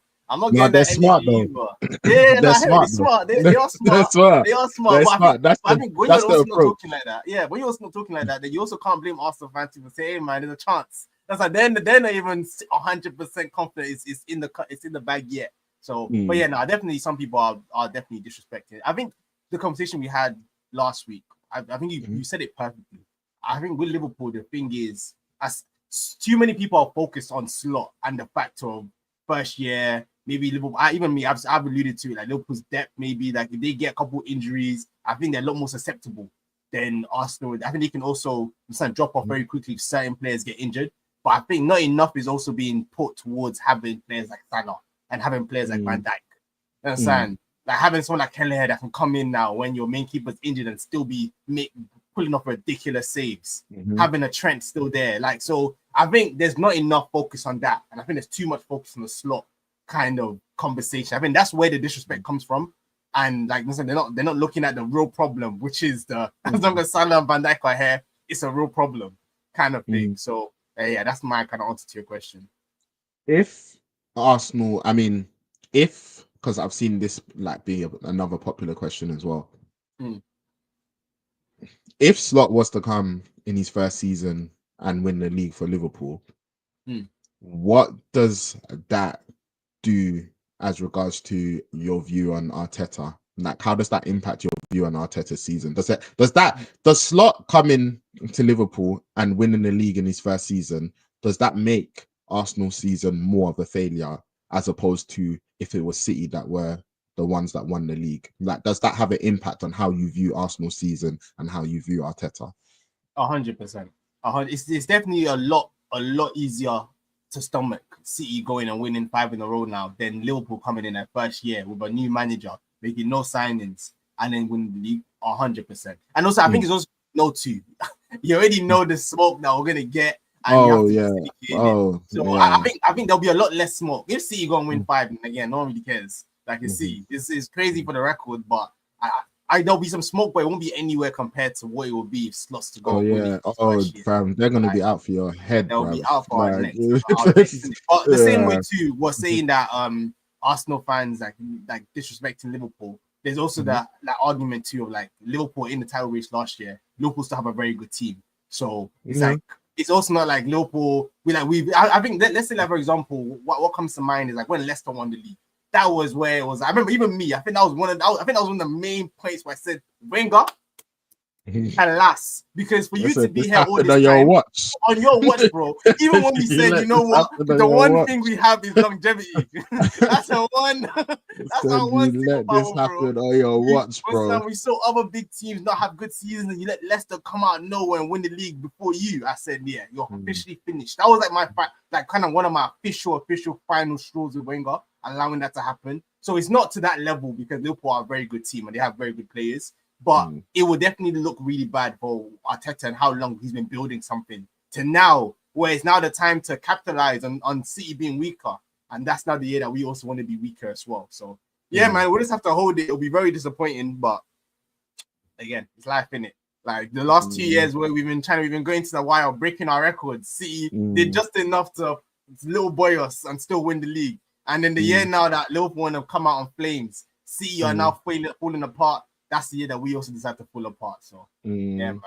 So I think from a Liverpool fan perspective, I'm assuming that they will probably be feeling as well that, you know what, like we're old one. And like, do you get me? I think they'll be desperate to get another title because I think with this, obviously it's a different manager, but they've still got like, you know, a lot of the same players with, you know, your Trents, your Robertsons, your Allisons, your Van Dijks, your Salahs, like, and I think, they're gonna be thinking, you know what, like, we should have had more than one. So I think they'll be desperate to be able to get this. Probably like the Salahs and Van Dijks. Who knows how much longer they're gonna be here? So this will be their last real seasons at Liverpool. So they're gonna be very desperate. But yeah, man, just quickly rounding up on Liverpool. Yeah, man. I said it. I think I've said this before. They're really concerning me, man. Like, do you get me? And you know what the problem? You know what the problem is about being a United fan currently in this climate is that Arsenal falter, and then you laugh, and then I'm like, wait, who's the top? Who's at the top of the table now? Wait. Bro, that's literally what happens, bro. Arsenal will falter, and I'll laugh. I'll say, ha ha. Like, I'll just, I'll laugh in my head. Arsenal drop points. I'm like, oh, yeah, this is going to be funny, man. And then I look at the table, I say, yikes, bro. Liverpool. I said, bro, that can't happen. Yeah, so if they win, they'll level with you guys, right? Bro. Yeah, I look at it, I'm like, that can't happen. Yeah. So, bro, it's problematic right now. But obviously, at this moment in time, I think, yeah, man, like, I think a lot of United fans, at least, we're more at peace because we know at least we finally made the managerial change. And now it's like, you know what? Amarin can only start from where he started from now. Glad you get me. So it's just one of them ones, but we just gotta get on with our business. Yeah, we just gotta get on with our business, man. Like, it is what it is. But yeah, man, I'm just looking at that Liverpool team and I'm just like, yeah, this is dangerous. Like, this is dangerous. I don't like it at all. I don't like it at all. So yeah, man. I told you, bro. Liverpool, one of my worst experiences as a fan was 2022, when obviously, you know, when Liverpool like they were going for the quad. Bro. Oh my days. I remember you were stressing in that time. Oh my days, you were so stressed. Oh my days. That's one of my worst experiences ever. Like, it must have felt really similar to how, as well, man. Bro. Like, you know, I always say that if they had won, I think if they had won the Premier, they would have won the champs. Yeah, bro, I said that. Yeah. I think if they get that Prem over the line, I think they beat Madrid. And I know, obviously, Madrid are Madrid, so I know that's a wild thing to say because Madrid Champions League heritage. And of course, I hope that I would have been wrong. But yeah, like, that was my gut feeling. Like, I thought that, you know what, if Liverpool got that Premier League title over the line, then yeah, man. And bro, that Champions League final would have been so stressful to watch. Like, you know how Arsenal fans, they talk about the Spurs Liverpool final. Like, yeah. I've never been the biggest Spurs of my life, bro. Yeah. My days. When Liverpool, I remember, bro, fam, there was all this talk about, imagine if Villa, who are managed by Gerrard, who wasn't able to get the Premier League title for his beloved Liverpool, imagine if he beat City on the final day to hand Liverpool the title. And they're like, all right, guys, let's calm down. And then people will say, you know what? Imagine if Coutinho, who used to play for Liverpool, who, you know, was one of their best players, imagine if he gets a goal to put them up to hand the title to Liverpool as well. And people are building all of these narratives. And I was just like, guys, can we just stop this, bro? I see Villa go 1-0 up. I say, hey. I said, wait a minute. I said, wait a minute. Hold up. Bro, I saw Coutinho put them 2-0 up. I said, oh my days, it's happening. I said, it's happening. I said, bro, and the worst thing about it as well is just that, bro, they go and do the quad. There's absolutely nothing I can say to them. Absolutely nothing, bro. Like, I remember, and then obviously, like, you know, fam, it's not been a nice period anyway because City, they never got the quad, but they went on to do the treble. Like, do you get me? Yeah. In 2023, which was horrible as well, because we had the chance to stop them. Like, do you get me? Because we had them in the FA Cup final. And yeah, like, I always say that, yeah, like, obviously we beat them the next year in the FA Cup final, but if I could switch FA Cup finals, bro, like, you get me? If I had to pick one, bro, that would have been the one that I would have wanted to win, bro, to stop them from doing that. So yeah, man, like, yeah, dark times, but hey, Amarim, we're gonna talk about it. So but you know what? We could talk about United versus Leicester. We could even talk about Brentford, free scoring Brentford, entertainment, 3-2. Yeah, that was a good game. Yeah, but bro, we're not gonna do that because you know what we're gonna talk about? What are we gonna talk about? We're gonna talk about Spurs, bro. Wendy, I'm sorry. I hate that I had to do it to you. I hate that I had to do it to you. Mate. But we gotta talk. Bro, I'm just gonna come out and say, yeah, Spurs, they are so confusing, bro. Bro, I was asking you going into the game. Such a confusing team, bro. They're such a confusing team, bro. Oh my days, fam. Bro, I thought my team were confusing. Spurs, oh my days, bro. Like, the moment you think that they've turned the corner, that they've got a bit of momentum, boom. Car crash, man. Boom, bro. Boom, fam. They knocked City out. They continue their cup run. They beat Villa 4-1. You're thinking, oh, you know what? Things are looking good. Then obviously they have the Galatasaray result, and you're thinking, okay, you know what? Well, they've still done quite well in Europe overall. Like they've won their game. So, you know, it's not that bad. And then you think Ipswich at home should be good. Surely, yeah. Get back on track. Solanke scoring. Things are looking nice. Nah, bro. McKenna ball. Bro. McKenna ball, bro. You know, I've been talking about Ipswich as well. Oh, bro, fam. McKenna ball, bro. Oh. McKenna ball. McKenna ball, bro. Like, yeah, man. Spurs, they're so confusing, man. Like, literally. Man. It's like, actually they're actually a roller coaster. Like, bro, they're a roller coaster, bro. Because honestly, bro, like, again, like, as bad as United were, like, when we lost 3-0 to them, bro, when I tell you that, fam, like, we were really bad, don't get me wrong, but they were also bopping us off the park, bro. Yeah. Like, bro, like, they were bopping. Fam, I remember I was looking and I was just like, fam, we can't get, their press is tight. Like, they're just finding all the pockets. I was just like, fam, this is a well-coached team. And then they just go and do this, bro. Like, they're so confusing. Like, I literally don't know what to make of Spurs. Like, they just confuse me. Like, they literally confuse me. Like, they're the most confusing team ever, fam. Like, literally. Like, you'll look at them and then you'll think, yeah, man, they're building something, and then boom. Like, do you get it? And it's not even just about, oh, high line getting caught on. It's not, bro. It's not even that, bro. It's not even that, bro. It's not even that, bro. We can't go for that one. Yeah, we can't drill for that. We can't drill for that highlight issue. We can't drill for that. Do you get me? Fam, confusing, man. Like, when he said it, I've actually never seen a team this inconsistent in my life, like, ever. Like, man, like, Spurs, literally, they're so confusing, man. And, like, obviously, I think Ange, after the match, like, he came out and I think he said, it's on me.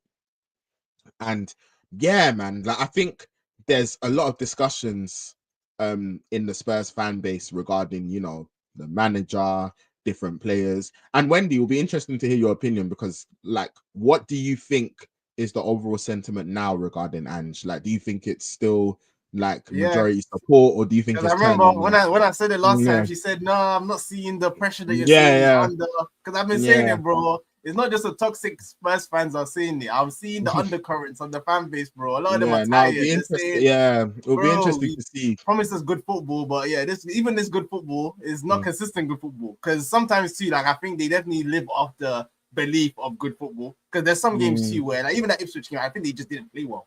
Like, it wasn't like they were bopping Ipswich off the park and maybe it was just an unlucky game and they didn't finish their chances. It just looked stale. Like, it looked like they struggled to create chances. They were open. Like, they look under pressure even when Ipswich were attacking them. Like, it just wasn't a good performance at all, which I think leads into the what we're saying, like, the inconsistency. How you can go from 1 week bopping Villa off the park, beating them convincingly, like the second half ran away with it, to the next game now against Ipswich, and it's just a completely different performance. Like, these same players are on the pitch and they're just not looking it's good. Just not making and sense. certain players as well, like this season, man, like even overall, like this season, like Porro, he's not been it. Like, obviously Udogie as well. Yeah, he's not had the greatest season. Yeah, he had like obviously we spoke about Madison as well. Like, like it's just, and then obviously there's a lot of conversations regarding his son as well. Like, I was seeing serious conversations within the Spurs fan base regarding. Bro, I don't know if you're hearing. I think they want to give him a year extension. His contract is meant to expire. So I said, boy, again, man, this is when sometimes football clubs, they're not making footballing decisions. Because I get the sentiment, but I think from footballing reasons, if you're serious, you start to phase him out. You start buying his replacement this summer, maybe. You start to give him a bit less minutes. But, do you think though that, like, they can't? I don't think they will.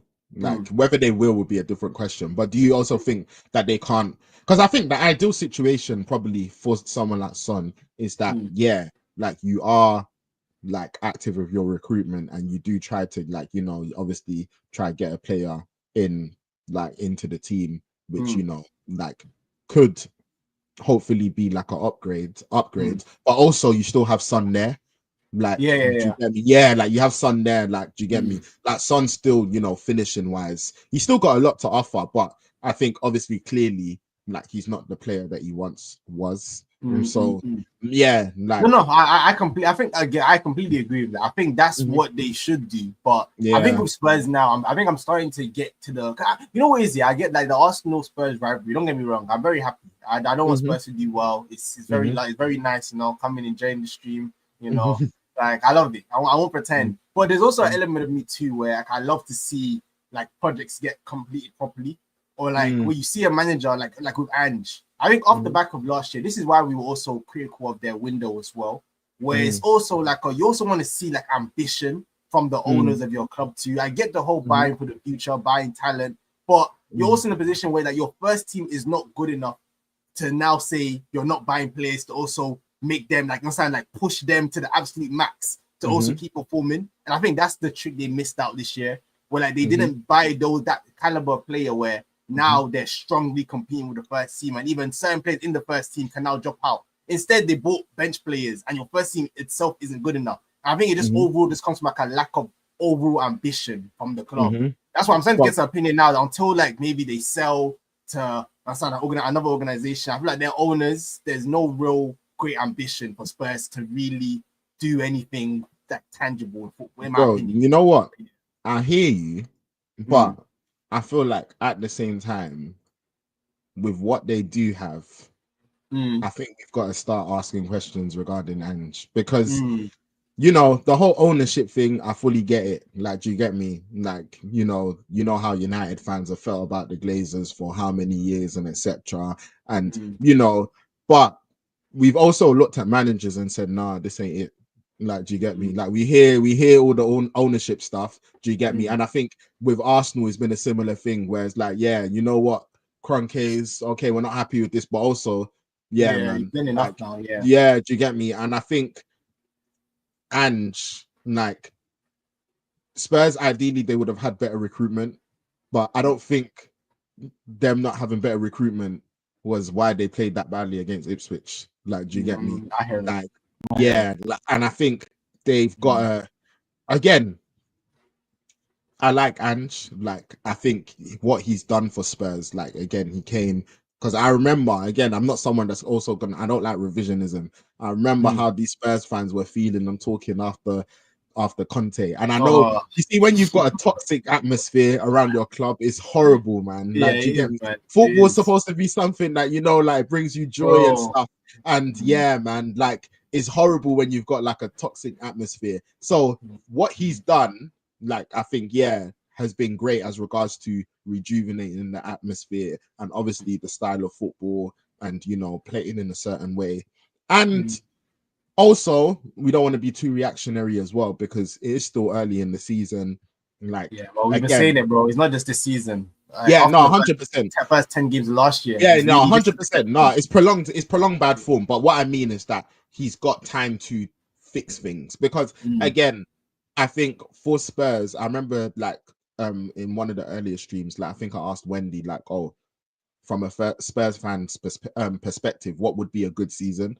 And I think, yeah, like if they were to able get, I think Wendy's agreed that, oh, if they got like top 6 and like they won Europa, that's a good season. Like, do you get me? And that's not out of reach. Like, do you get it? So it's like, yeah, like I think what he does need to do though is that I think one, you want to like make sure that this doesn't like again. There's always similarly how we spoke about Arsenal, where it's just like it can turn from a top 4 race into a title race to a top 4 race real quick. I think yeah, you don't want the momentum to start going down a certain way because of what Spurs, they got City next. Do you get me? A City that have been bad, but a City also that know they need points. Do you get me? So yeah, that's not going to be easy.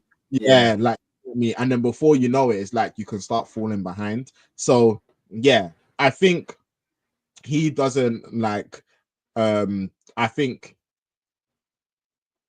you want to balance it by not being like overly reactionary, but also I think, yeah, he does need to now like come under more scrutiny. And I always said it as well. Like, even when people used to talk about like, oh, United and Arsenal. Sorry, United and Spurs, when it's just like, I know sometimes people used to say, oh, look what's happening with Ten Hag, look at all the scrutiny, but then look at Ange and look at I said it. Yeah, I said that too. Yeah. And I used to say, yeah, that's true, but also I also acknowledge that United are United, so you're gonna get more scrutiny. Like, do you get it? So it's like I also acknowledge that, yeah, well, like it shouldn't be the same, but because it shouldn't be the same, it doesn't mean that you still shouldn't get scrutiny because Tottenham are still Tottenham. Like, do you get me? Yeah, Like, and they yeah, should like not be losing to yeah, Ipswich. like do you Really get well. it? Like, yeah, Yeah. Tottenham aren't United, but like Tottenham aren't no little small club. Like, do you get it? So yeah, no matter what your Arsenal fans might think.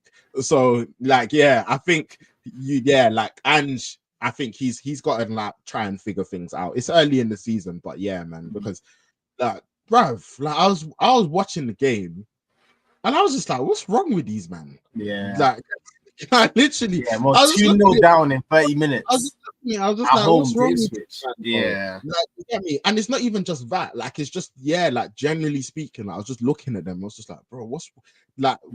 wrong with these man? Like, yeah, so yeah, it's crazy. But when he says personally, I'm still and Jim because I didn't expect much this season. Spurs aren't built to compete this season. And I think this is regarding Son. They triggered a 1-year extension Yeah. instead of a Okay. contract. Makes Makes perfect sense. sense in my opinion. Imagine your captain out of contract next season. Yep. Yeah, you have to definitely plan for that.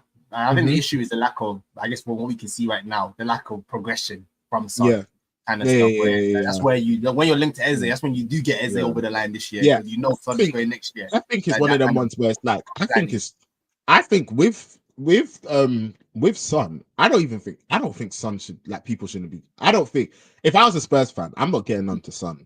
Like, do you get me? I think it's a thing of like, yeah, you need an upgrade. Like, do you get me? But it's like Son's done his thing for how long now?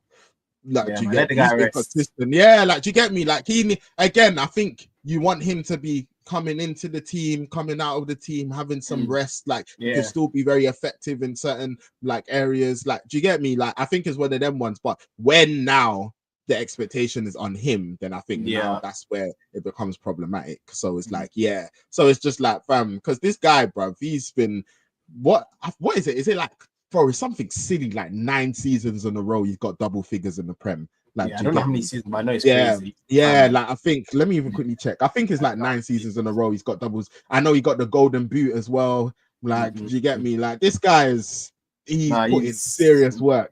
He has, man. He's been a very, very good player. Serious work. Been a very, very good player for them. But yeah, I think it's just now. It's again, man. At that time, 8 seasons in a row. Yeah, 8 seasons in a row he's got double figures in the Prem. Like, do you get me? Like, yeah, he's got a golden boot there. Like, he's done his thing, man. Like, do you get me? So yeah, but yeah, like, I think Spurs overall, like, there's definitely bigger and wider issues regarding. No, I definitely agree with what you're saying too. That I think now it's like, and you have good enough players to be doing better than what they're doing right now. So, boy, let's see, man. Yeah. But yeah, Spurs, let me just, out of curiosity, let me even see what's their running like for the next couple of games. Because yeah, man, they need to pick it up. See where they are. Okay, Spurs. So they've got City away. City away. So this is just Prem. City away, then they've got Fulham at home. They've got Bournemouth away. Then they've got Chelsea at home. That's gonna be tough. Oh my goodness, that's a tough run. That is a tough run. Yeah. We'll see. We'll see where they're at. Like you said, bro, who knows what they're gonna do? They might go win the next 4. So, boy, bro. I was saying, fam, that's the thing about Spurs, bro. It wouldn't shock me if they now go and beat City, bro. Like, bro, it's so like bro. That's what I say. They're just a confusing team, bro. Yeah, they're again, I remember. They're in that position, man. They remind me of, like I said, when Arsenal, when we were that team that were like purely competing for like top 4, where we would go on crazy runs of wins, and then we'd also just randomly, when you'd be comfortable thinking, okay, cool, we win this game, and then you just lose. And then that's when you just realize that, oh, bro, this is again where like you see the difference in like consistency, like in terms of players as well, where it's like this players like Solanke, I like him, I think he's good, but is he consistently gonna give you 20 games in the season where he's just flawless every game? I don't know if he's that good. Understand? I mean, they have a lot of players that are like that, where they might give you 2-3 good games, and then they might just fall off a cliff another random game that you don't expect. And that's just, understand? There's calibers of players in it. Like, we're just being honest. So yeah, let's see what he can do, man. But Yeah, that is a tough run of games. That is a very Yeah. tough run of games. Yeah, no, it definitely is. Yeah. Definitely is. But yeah, bro. Obviously, very quickly moving on. See this question. To Actually, I don't know if you say I wouldn't be interested, but Nick do says, you do you agree with this final table? Liverpool, City, Chelsea, Arsenal, Villa, Newcastle, Forest, Spurs, Brighton, United. I agree with I United, hope but it's not true. It's not true. I think you have United in the right position. I hope it's Outside not of that, true. I hope it's not true, bro. I hope it's not I just said can for us you know. fourth, you know. Hey, Nick Gavin, man. I said terrible. No, I'm playing. I think it's gonna be interesting. Let me see that. So Any stand out to you? Like Liverpool, the one that yeah. Chelsea Arsenal one for me is mad. If Arsenal finish lower than Mm. third, then boy, that's gonna be crazy. If that happens, how are you feeling regarding manager? I still think this year won't be the year where I'm just like, yeah, Arteta out. I think he has still one more year. He's got one more. I think it'll be next year. I think next year now we don't win the league, then I think that's where I'm like, yeah, it's now mad.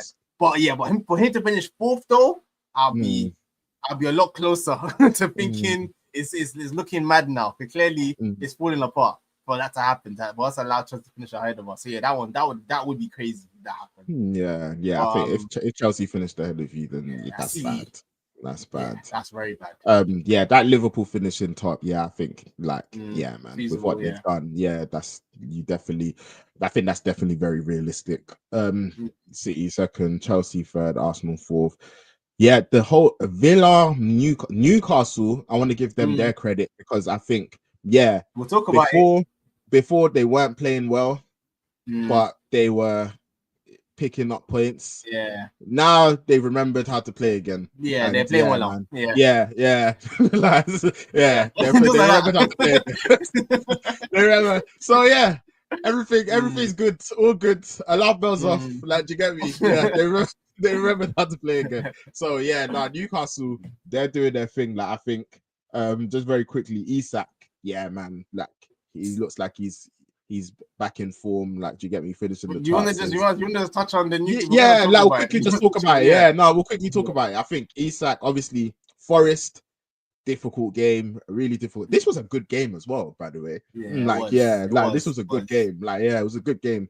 But yeah, I think obviously you see when Forest go 1-0 up as well. I'm thinking, yeah, this is going to be a tough one because this Forest defense, it's been mean. This Forest defense has been mean. Yeah. So yeah, like I think it was looking like, this might be difficult. But yeah, fair play to Newcastle, credit to Newcastle, credit to Eddie Howe. Like, yeah, man, like they really just applied the pressure. They got a deserved equalizer. Then yeah, like that Joe Linton finish, nasty. Like, do you get me? Just thingy, left foot, finesse, boom. And then obviously, yeah, like Barnes goes and gets the third. But yeah, Newcastle are playing, like, they're playing much better. I think things are looking better for them. I think, yeah, Isak's in form.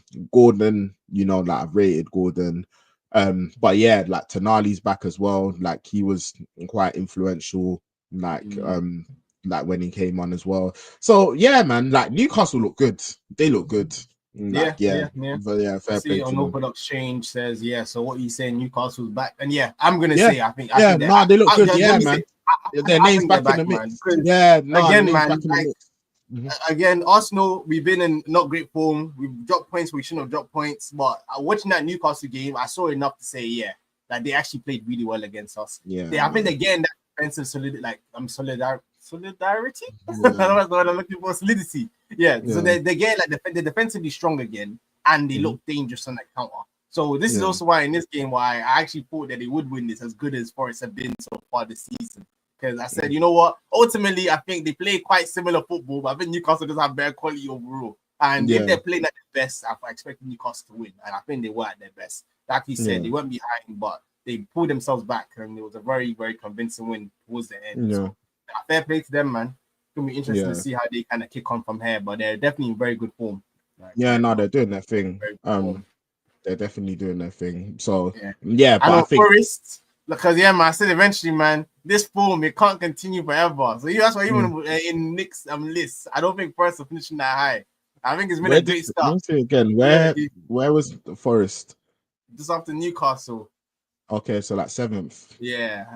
I don't think they'll finish that high. I think they'll still pull up a little bit. I think it's just been a very good start to the season. But let's see. If they stay there, then big fair play to Nuno. But yeah, nah. I mean, a lot of the time there's a surprise in it. So yeah, like we'll see if they can be the surprise. But yeah, like I think if Forest finished top half of the table, they've done very well. Very well. Very, very well. So yeah. And then Spurs, Brighton, United. Yeah, United can't be finishing 10th, man. That'll be a good first season for Amarin. That can't be happening. Good first season. So yeah. There's no pressure this year. What I will say though is like it is very competitive with a lot of those spots. Like bro, that's what even when you look at the table, bro, right now Spurs are 10th. Spurs are 10th and they're 3 points off us in 4th. Yeah, I was just about to say Chelsea are 3rd. And we are third, and there's 4 points separating us. So yeah, like so again, it does also highlight that it's still early. Yeah, it's early, very early. Yeah, what 27 games left? Yeah, man. There's a lot of football to be played. So yeah. Joe Linton, I heard you said John Lennon. Oh, well, I definitely meant to say Joe Linton if I said John Lennon. I was not talking about, the musician and the Beatles. I was definitely talking about Joe Linton. So yeah, just in case. But yeah. So I don't know if that's changed. So should I invest for FPL? Hey man, I'm not gonna lie. I was looking at a couple Newcastle assets. I was saying, what, Isak, you're scoring again. Yeah. Right. Oh, again, bro. He's that weird price. Yeah. That what weird, is it, like 8.5? Expensive ass. Yeah. And you got the you got the 6 point sightings. Yeah, bro. Yeah, man. I don't know, man. Still, it's a bit hefty. It's a bit hefty. Yeah, man. But they are looking really good right now. Yeah. But yeah, and yeah, bro. Unorthodox Chain said United will get 6th, and I think that's a good time to talk about the United Leicester game. So yeah, man, I think before the game, like I said it, I was like, yeah, we just need the win. Like, do you get me? Like, let us get a win. I think Ruud, he had 4 games.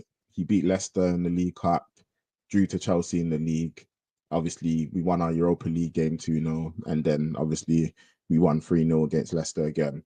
So yeah, like, helped stabilize the ship. And yeah, man, like, Ruud, you're a legend, man. Like, do you get me? Like, you're a proper legend. And I think you've helped like restore a really good feeling around the club. And yeah, man, just want to say thank you. Like, thanks for your commitment. Forever a legend. Man, but the way you guys treated him was foul, man. With guy what? clearly wanted to stay. You guys just he did. You know what it is? I like I said, Ruud's a legend, like absolute legend, and fam, bad boy striker, like absolute bad boy striker. Like what he done for the club, and it's crazy as well because he only got 1 league title for us. Like, do you get me? And yeah, like there's a feeling that he should have got more. And obviously, he went to Madrid before we now got our titles again after Mourinho came with Chelsea and he won back-to-back titles. And then obviously 06, 07, that's when we got the title back again. So yeah, like, but Ruud, fam, absolute gunman. Like, do you get me? Like, I think it was even like 4 out of these 5 seasons, 20 plus Premier League goals. Like, it's just it was just a machine. Do you get me? And we absolutely love him. Like, absolutely love him. And how he's approached this job has been brilliant. Like, do you get me? The fact that even he was coach of PSV and then he was willing to come and be assistant manager at Man United shows that, yeah, like, he really loved the club. And yeah, he stepped up and he helped stabilize the ship. So Ruud, absolute legend, really grateful. Wish you all of the best. That being said, it's 100% the right decision. He needed to go. Like, it would have not made sense for him to have stayed and been part of Amarin stuff. Like, that when I saw that, I was like, okay, these lot are moving with good sense. Like, do you get me? Because I was worried, and it's not got anything to do with Ruud. They would have told Amarin, you're not bringing no one with you, bro. Yeah, it's got working with our coaches. It's got absolutely nothing to do with Ruud. Like, again, Ruud, we absolutely love you, legend. Like, do you get me? Like, thank you for stepping up. But yeah, you need to allow Amarim to come in with his own stuff and do things his own way, and you just need a fresh slate. Like, do you get me? And I think you don't even want, like, if Ruud was still assistant manager, for example, like, you don't even want like those players that he's formed relationships with to now, be like leaning upon that. Like, do you get it? And yeah, like you kind of just want. Bro, who was it? Was it Thierry Henry's assistant now saying, bro, if I was manager, I would have played. Yeah, like fam, like do you get me? You just manager, like you just want. Do you get me? I think you needed a fresh slate. You needed Amarin to come in with his own staff, the people that he's comfortable with, come take over, do his thing. So I know it like. It was great to see how much Ruud loves the club. Like, do you get me? Because it was really evident from everything he was saying that he did really want to stay. Like, do you get me? And again, like from a United fan perspective, again, legend, we love you. Like, do you get me? Like, brilliant, great. But for like our progression, I do think he did need to leave. Like, do you get it? Like, I think that was the correct decision. Like, yeah, Ruud, again, thank you for what you've done during these games. And yeah, man. Like, you know, when he comes back to Old Trafford, whenever, like, do you get me? He's always going to get a great reception. But yeah, he needed to go, man. Like, so yeah, but hey, man, obviously 3-0 win, like, was nice to get the win. We needed the win, because yeah, like, obviously Amarim, he's got like a lot to do, but you know, the table doesn't wait for anyone, so we also needed to start accumulating points because yeah, man, table was looking spooky, so we needed to start just accumulating. So it was really important that we got the win. Like, just a quick like shout out for some like performances. Again, my boy Ahmad was doing his thing, man. He's got his confidence. Like, do you get me? Yeah, man. And he was playing with a bit more arrogance. I like it. That's what I've been telling him. Yeah, no, I think this was a more of a Garnacho performance. Ahmad, you're listening. You've been tuning into Two Up Front and you've been listening. I'm happy. Like, do you get me? Continue doing it. Yeah, man. Like, he was playing with a swagger. Like, there was that nice dribble where it's like, yeah, he cuts through, like, lets the shot off. Do you get me? Even for Bruno's goal, the back heel. That's what I want to see. That's what I want to see. God, Ahmad, believe in yourself. Like, it's gonna be so interesting to see if Amaron, because it's gonna be so interesting to see if Amaron is actually gonna put a lot of weight into these players that perform. Amaron, how they're performing, or he's gonna just go for the names. That's gonna be his first test. I think it's gonna be interesting because again, like, you've got players like Ahmad, where it's like, obviously you've got to let Amarin come in and do his job, like, do you get me, and pick his team, and you know, yeah, man, like, at first we just gotta let him do his thing. But obviously, from a United fan perspective, yeah, there's certain players I want to be seeing in that team, like, do you get me? And Ahmad is one of them, like, do you get it? And I've said it, like, with me, I think you asked me before regarding like, oh, position wise, I don't want to see Ahmad at wing back. Like, do you get me? Like, I think if we're playing that 3-4-3 formation, I think Ahmad, he will really thrive in one of those two inside 10 positions. Like, yeah, I think that's where he will cook. Like, he will properly cook. Like, do you get me? Don't get me wrong, like, he's tenacious, he's got a great work rate. Like, so it's not like, oh, he's incapable of playing wing back. But as regards to where he will thrive, like, yeah, man, I want to see him in one of those two positions behind the striker. But yeah, it's going to be interesting to see like what Amarin does with, like, you know, his team selection and stuff.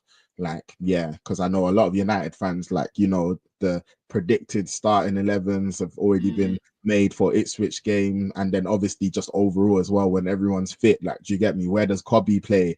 Like, yeah, like, oh, is Shaw gonna play? What's he gonna do with the wing backs if he does 3-4-3? Is it gonna be a traditional wing back thing with Dalot and Mazraoui, or is he gonna play wingers? Wingers as wing backs, because that's something that Ipswich game is gonna be so telling. Like, we'll see. You know what? I don't know how telling it will be, just because like a lot of the players come back very late, so he's not gonna have that much time. Like, do you get me? Because it's international break. Like, do you get me? Obviously, there's some players that are there, and who have been able to work with them a bit. But then, obviously, like other players, they're gonna come back quite late, and I don't know how much time he's gonna have. Like, no, I hear it. So when I say telling, I mean more telling by the profile he chooses, because ultimately it's still Ipswich. So it's do you go Dalot Mazraoui, or do you go like Rashford Garnacho? That's like, I think what he chooses to do from like a profile point of view, I think it's gonna be telling, because even that 3-4-3. It's either we're gonna see how is he trying to be on the front foot from the off, or is he gonna try lean more on being more defensively solid on the off?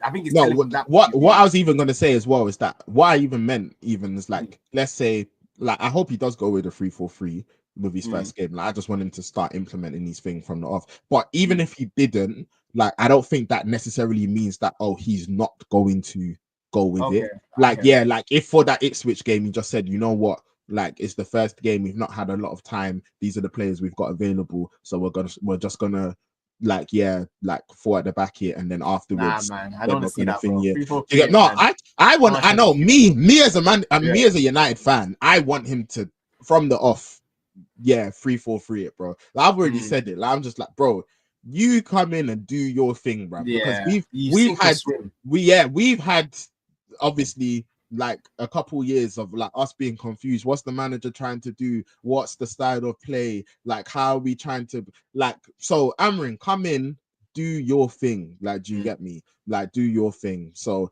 yeah, because I know in his 3-4-3 position, 3-4-3 formation as well. Like, yeah, it's very interesting regarding how he plays it with Sporting. And like, yeah, you know, sometimes people talk about the 3-4-3 and sometimes they think, oh, when there's three at the back, it's a defensive formation. Like, do you get me? But nah, that's not how he plays. Like at Sporting, he's been on the front foot, like high possession, like really going at the opposition. And then even like with that three at the back, normally what will happen is that obviously you have your right centre back and your left centre back, and then you have your centre back in the middle, and then the centre back in the middle normally pushes up into the midfield, and then the goalkeeper pushes up and kind of becomes that third centre back, so that centre back in the middle. So it's like, yeah, you've got an extra midfielder when building up in play, and then your goalkeeper kind of becomes part of your defense, which is something that Anana potentially would be able to thrive at because obviously he's good with the ball. We're trying to see that guy's ball playing ability. Yeah, man. To be fair, no, I'm gonna give Anana credit. This season, he's actually been much better. Like I think from like just the saving aspect, he's been much better. Oh yeah, he's been much better. Yeah. But also like like I have seen things in his distribution. It's still not fully there, but I am starting to see things where I'm just like, okay, yeah, you know what, I like this. So I'm hoping that when Amarin comes on, like he can really when Amarin comes in, he can really build upon it. But yeah, like it's gonna be really interesting to see like how Amarin plays with United, like, and what he decides to go with. Because I think even again, a lot of United fans, when we're speculating, everyone's fit, we're thinking, cool, Onana in goal. Then when we're thinking about the three centre backs, we're thinking, cool, right centre back Euro, left centre back Martinez, and then centre back De Ligt.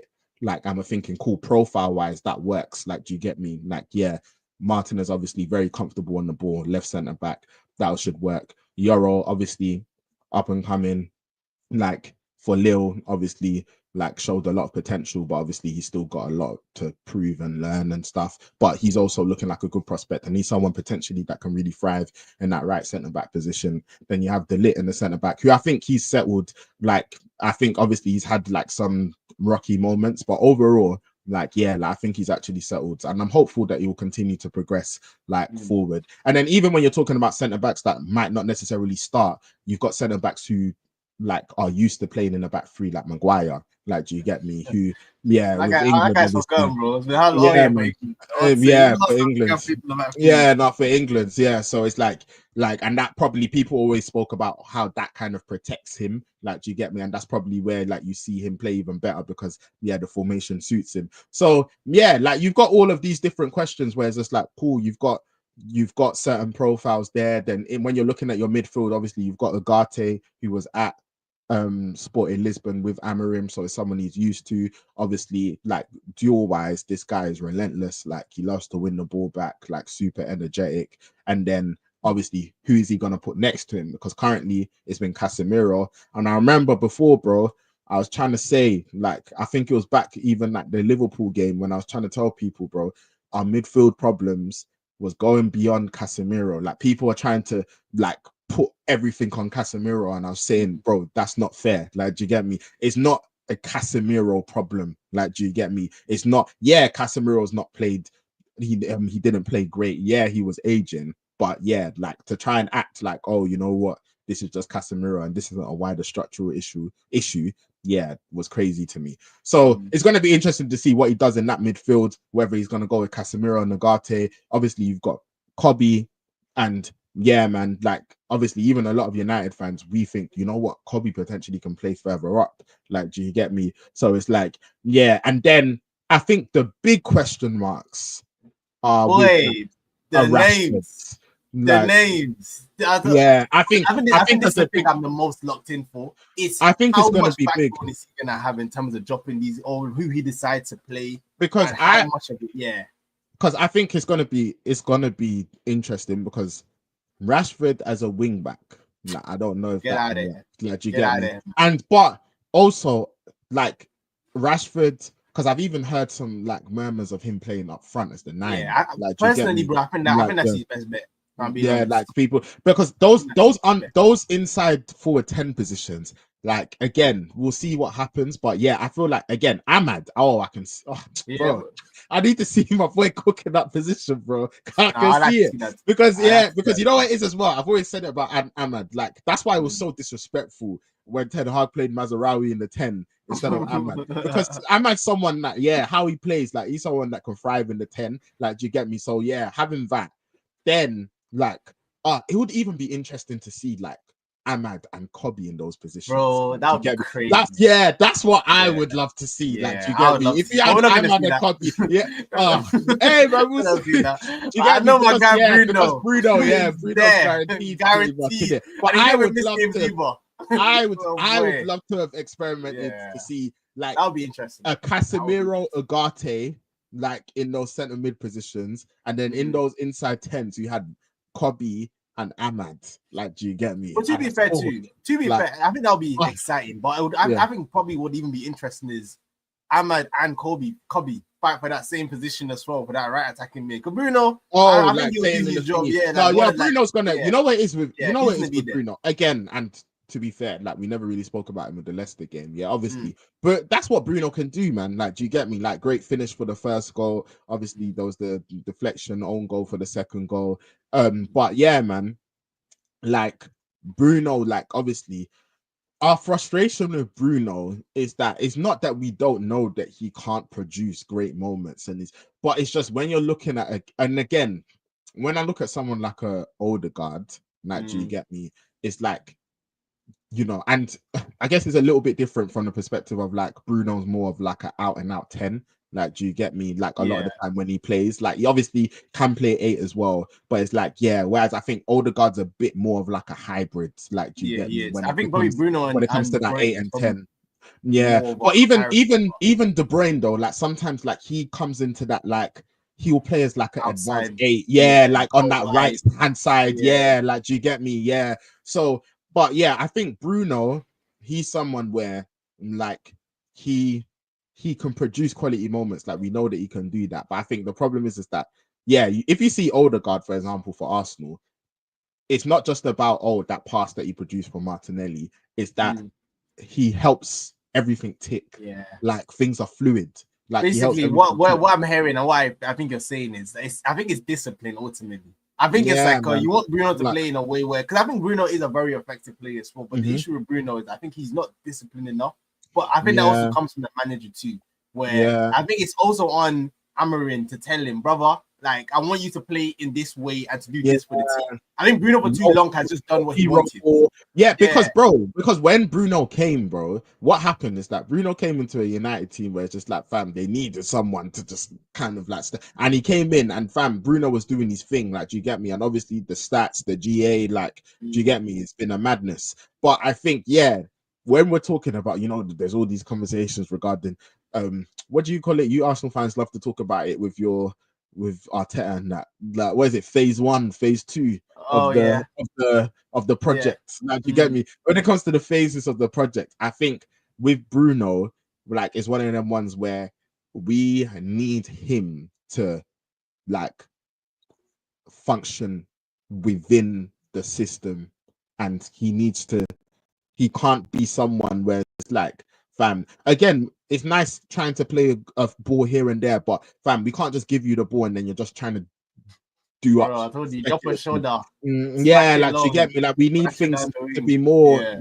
thingy. And do you get me? I again, me personally, yeah, I would love to like experiment with that Kobe and Amand. Like, do you get me? Because there we've got two techie ballers, man. Like, you know me. I think that's when people talk about like their brand of footballer. Like, do you get me? I love a techie baller, man. Like, do you get me? Like, I love them. Yeah, them, man, bro. That's why I loved Iniesta. Iniesta was my guy, one of my favorite football players ever, bro. Do you get me? And I don't care about no stats. Do you get me? I don't care about no GNA with Iniesta, bro. Fam, GNA, bro. Don't give me no GNA, bro. Watch this guy play with your eyes, bro. Are you telling me he's not one of the best players ever, fam? I love techie ballers. So yeah, like I think Bruno, when it comes to like my type of football player, he's not my type of football player. Like, do you get me? Just generally. So I think that's, and I'm not gonna lie, it's sad, but yeah, Odegaard, he's much more my type of football player. Yeah, Do you get me? Yeah, like he's much more my type of football player. Do you get it? I know what you mean. I think, like, do you get me? Like, Bruno's them guys, like, he's gonna put up the stats, he's gonna do his thing, like, do you get me? But he's not my type of football player. Like, do you get me? Like, yeah. So I think, but obviously, that's not to like just like brush what he's done. Like, do you get me? Like, obviously, to put up the numbers that he's put up, yeah, I'm not gonna lie, I disagree with this. Yeah, he's trolling. So, I know he doesn't believe that. He's trolling. Yeah, like I said, bro, Palmer, talk about it. Your hair, world class. Talk about it. Talk about it. Please, talk about it. Let us know how you felt for Palmer performed in that game, please. But yeah, man, I think But what I will say is that, like, even when you watch Bruno for Portugal, like, it is better. Like, and I think like when it's he has to be, like, do you get me? Because there's other men around, bruv. Like, do you get me? Like, you can't just be doing what you want. You can't be doing can't just be doing what you want. So yeah, man, I think it's one of them ones where it's going to be interesting. Don't get me wrong, really hope Bruno, like, do you get me? And shout out to Bruno, like, because I remember even like the FA Cup final, I remember he came out before the FA Cup final and he done like there was a thing that he released where he was just basically talking to the United fans directly and was just like, yeah, man, like, you know, I think it was along the lines of, we know the season's not been good enough, but yeah, man, like, basically we need you to back us for this, and yeah, man, we're gonna rise. Like, do you get me? And to be fair, that FA Cup final, he stepped up. Like, do you get me? So, like, yeah, man, like, obviously, like, he's capable of doing things. Like, do you get me? Like, we know he's capable of Bruno. Like, Bruno's, like, the goals he's scored in the weekend, that's not surprising. Like, if I had to bet right now, I'm a lot more confident that Bruno can work going forward than Rashford. I think Rashford is one I'm much more worried for. He's the one I'm much more worried for in this new system, because I don't know how or where his best position is going to be. Because I genuinely feel like his best bet is up front, but then I don't know whether he's good enough or wants to play in that position either. I think that's the big concern with him. I don't see him wing back, can't defend. I can't see him in the inside forward position. I think he's good enough on the ball. Like, you know what's interesting about up front? Because I was gonna say, like, he's not the greatest with his back to goal, but I know, like, from like just Gyökeres, like, I know obviously, like, he likes he's number 9, like, running into the channels and trying to run into the open space. But obviously, there's going to be times where you are going to have to play with your back to goal as well. Like, so that's not Rashford's strength. But also, the thing is, though, but also the thing is, the thing is also, though, with the back to goal thing, though, is that it's not necessarily Højlund's strength either. Nah, it's not. So, like, that's the thing. And Xerxes, who's very good with the link-up play, and typically, obviously, he's not had, like, the greatest time, but yeah, like, he is quite good with his back to goal, but he's not your 9. Like, do you get me? Like, he's not that type of player. And I think in the Amarin system, from what we've seen, like, like, Xerxes as, like, the 9 isn't really, like, the right profile. So only hope that inside midfield position. Like, I think Xerxes probably looking more like one of those, like, 10 positions when he plays. So like, it's going to be interesting to see what he's going to do. What I will say about Amarim, though, is that man, I do like the appointment. Like, do you get me? Again, I'm firmly, do you get me? I can't do this whole getting carried away thing, because man, I've just seen too much. I've seen too much, but I like it. I do like it. I think he comes across very well, man. Like, he does. Like, do you get me? Like, I saw people laughing, man, because he stepped through with, like, was it the Valentino and the Montclair? Do you get me? he stepped through. Like, do you get me? It's just like, hey, man. So he looks like someone who will have a good relationship with the United fans, but only time can tell because you know, like everything is nice Bro, when I results went are from not being one of the going. most likable Yeah, managers. do you get me? Most Yeah, likable like managers. So now, when I hear him speak sometimes, like, bro, you the same guy that had all the charisma. That bro, was making the honestly, man, reporters laugh and stuff. Like, so, but honestly. when performances don't go well, yeah, the energy can change very Yeah, quickly. man. But I think the good thing is that just from what he said, like he seems Mhm. someone also where it's like he seems ambitious but also realistic. Like, and I think, yeah, man, that's the thing. I don't want to be gaslit no more. Like, do you get me? That was what was annoying me. Do you get me? So yeah, like I think he looks like even with the City game when they won 4-1, he didn't say, "Oh, yep, we're the best team in the world" or whatever this is. This he said, to be honest, we're kind of lucky. Like, do you get me? Yeah, we're kind of lucky, but also, yeah, we did do our thing here and there, and yeah, like really happy we got the game. Do you get me? But yeah, like just it seems like someone who's thingy. And again, I like the fact that's why I said, bro. I know United typically we don't play with three at the back, whatever, bro.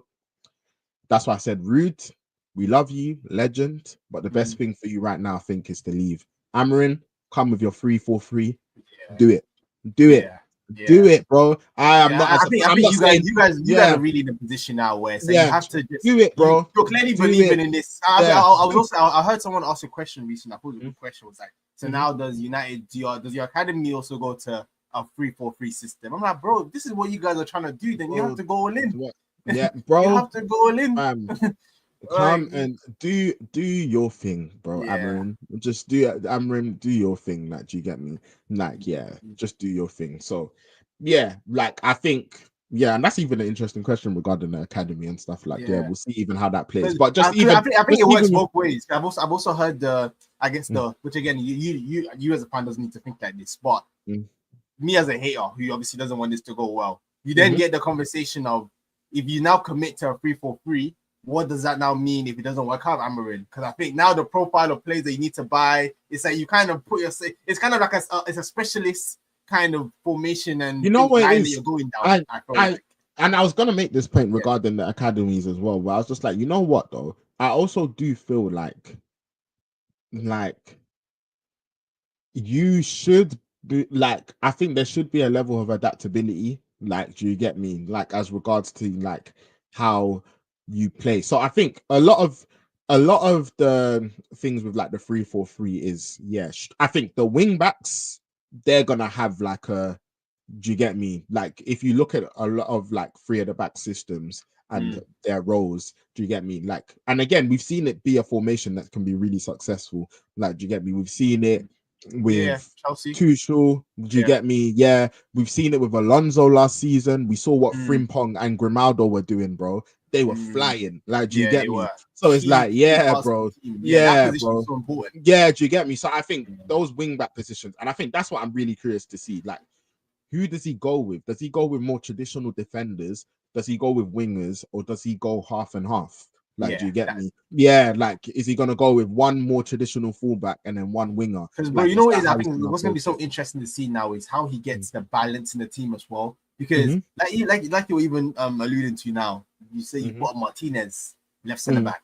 We've said that his weakness is out wide.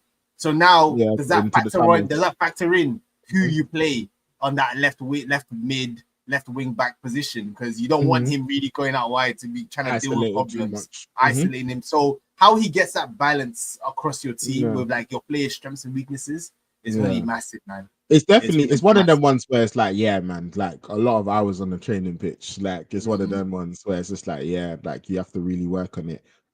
But yeah, man, like overall, yeah, Amarim, like I'm excited, like for you to just do your thing again. No heavy expectations as regards to yet. We're expecting you to win the league first season. Do you get me? Like, yeah, Nah, bro, man. I'm on his neck. Pressure. You know, there's going to be ups and downs. Like, yeah, do you get me? But one thing I do, that's why I said, bro, come and if your vision is 3-4-3, if you've got a way of playing, if this is what's been successful for you, do you get me, bro? See, and Come this is not what I and want, man. do your thing. Like, do you get me? That's what See, I'm saying, bro.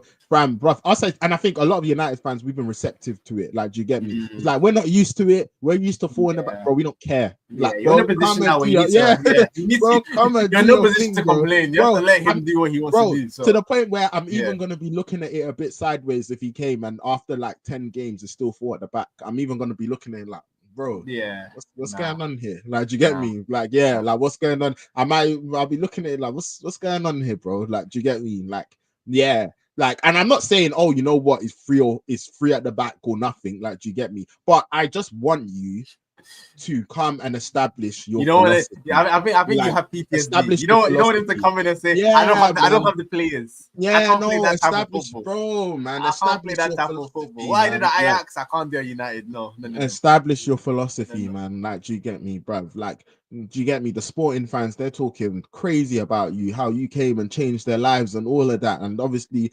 Benfica, Porto, you came and you delivered for sporting. And do you get me? Like the football you're playing and all, bro, do your thing, man. Bro, for the first few matches, do you get me? Honestly, of course, I want to win, like, and I want points in the table, bro. But honestly, bro, if the price of you having to build and do your thing is that we drop some points, then we drop some points, bro. Come and do your thing. Like, No. do your thing, bro. I hear it. Do your thing. Do you get me? And Honestly, from the yeah, outside too, I keep harping on this point because I think this has probably been one of the biggest factors I think has played United over the last few years. And I think it's the politics of managing United as well. That's massive. It's massive. That's why I'm so curious to see whether he's gonna come in and just say, certain man, if you do not fit my system, you're just not gonna play. And so I think that's the energy he needs to have as well. I think if he's also gonna try come and now be trying to appease to certain players and Rashford shouldn't really be playing wing back, but he's gonna play because he's Rashford, then I think he's gonna fail. So this is also where the do your thing has to also go further to you're in a position now where you've not been bad for so long, where you need to come and say, you either back me 100% and you let me do what I want to do, you let me drop what I want to drop, or you just don't go to there. And so I think that's the bit I'm really interested in to see how much he's going to stand on business when it comes to his profile and the players that work for him. So boy, we'll see, man. I think we're gonna have to have patience as well as United fans because I think probably what's going to happen as well is that he's going to try things with certain players. Like he's going to try and see if it can work. Like, do you get me? Like with someone like a Rashford, like I think he's going to try. Like, do you get me? I don't think he's just gonna come and say, you know what? Nah, he shouldn't either. That'll be dumb. Yeah, I've watched you. You have to play him long the enough. team. Yeah, I've watched you long enough, and do you get me? But some people do that, bro. Like, do you get me? Like, we spoke about like Maresca. Like, do you get me? Maresca said he told Sterling, he said, bro, we don't even need to do all of this. He said, we don't even need to do all of this. Let's both not waste our time. Upstairs. He said, let's both not waste our time. He said, He said, Chilwell, we don't need to do all of this. He said, we don't need to do all of this. I've seen enough. No, I hear it. So some managers do have that approach, but do you get it? Like, I think it'll be interesting to see like how he develops our players, like what's going on. But yeah, I think one of my little not worries, but again, like concerns, I use that word very lightly, but it's just like I hope he just like I've seen someone like an Ahmad, like he's just really over these last few games, he's really just said, you know what, Ten Hag, you are big time trolling. Like, do you get? And I just want like I don't want him to have to start again. Like, do you get me? Yeah, like do you get it? Like I'm hoping Amarim has watched him, like, and has like even obviously you let everyone prove themselves, but I'm hoping that like he's already looked at him and said, like, do you get me? Like, this could work. So yeah, man. But you know who else I want to big up quickly before we move on from United? I think needs to get some credit. I'm interested to see where he fits into this system too, boy, is Mazraoui. I mean, he's been really man, baller, man. Hey, bro, I told you, techie ballers, bro. Yeah, techie ballers, bro. So I saw that he's made the most tackles so far this season. Bro, he's done his thing, man. That's actually a really good signing for United. Like, he's done his thing, and because it'll be interesting to see like wing back, like where does he fit in there? Like, and again, I think that's going to be a big thing. Is just I think that's one of the big questions with Amarin is how is he going to approach the wing back situation? Are you going to use traditional wingers? Are you going to use fullbacks? Yeah, and I guess we'll change game by game too, in it. So that's also where adaptability comes in. Where even if you're going to be, I'm 3-4-3 till I die, you still change the players and the profiles of how you play that 3-4-3. So maybe you do maybe you play 3-4-3. Xerxes in midfield, but it becomes a 3-4-1-2.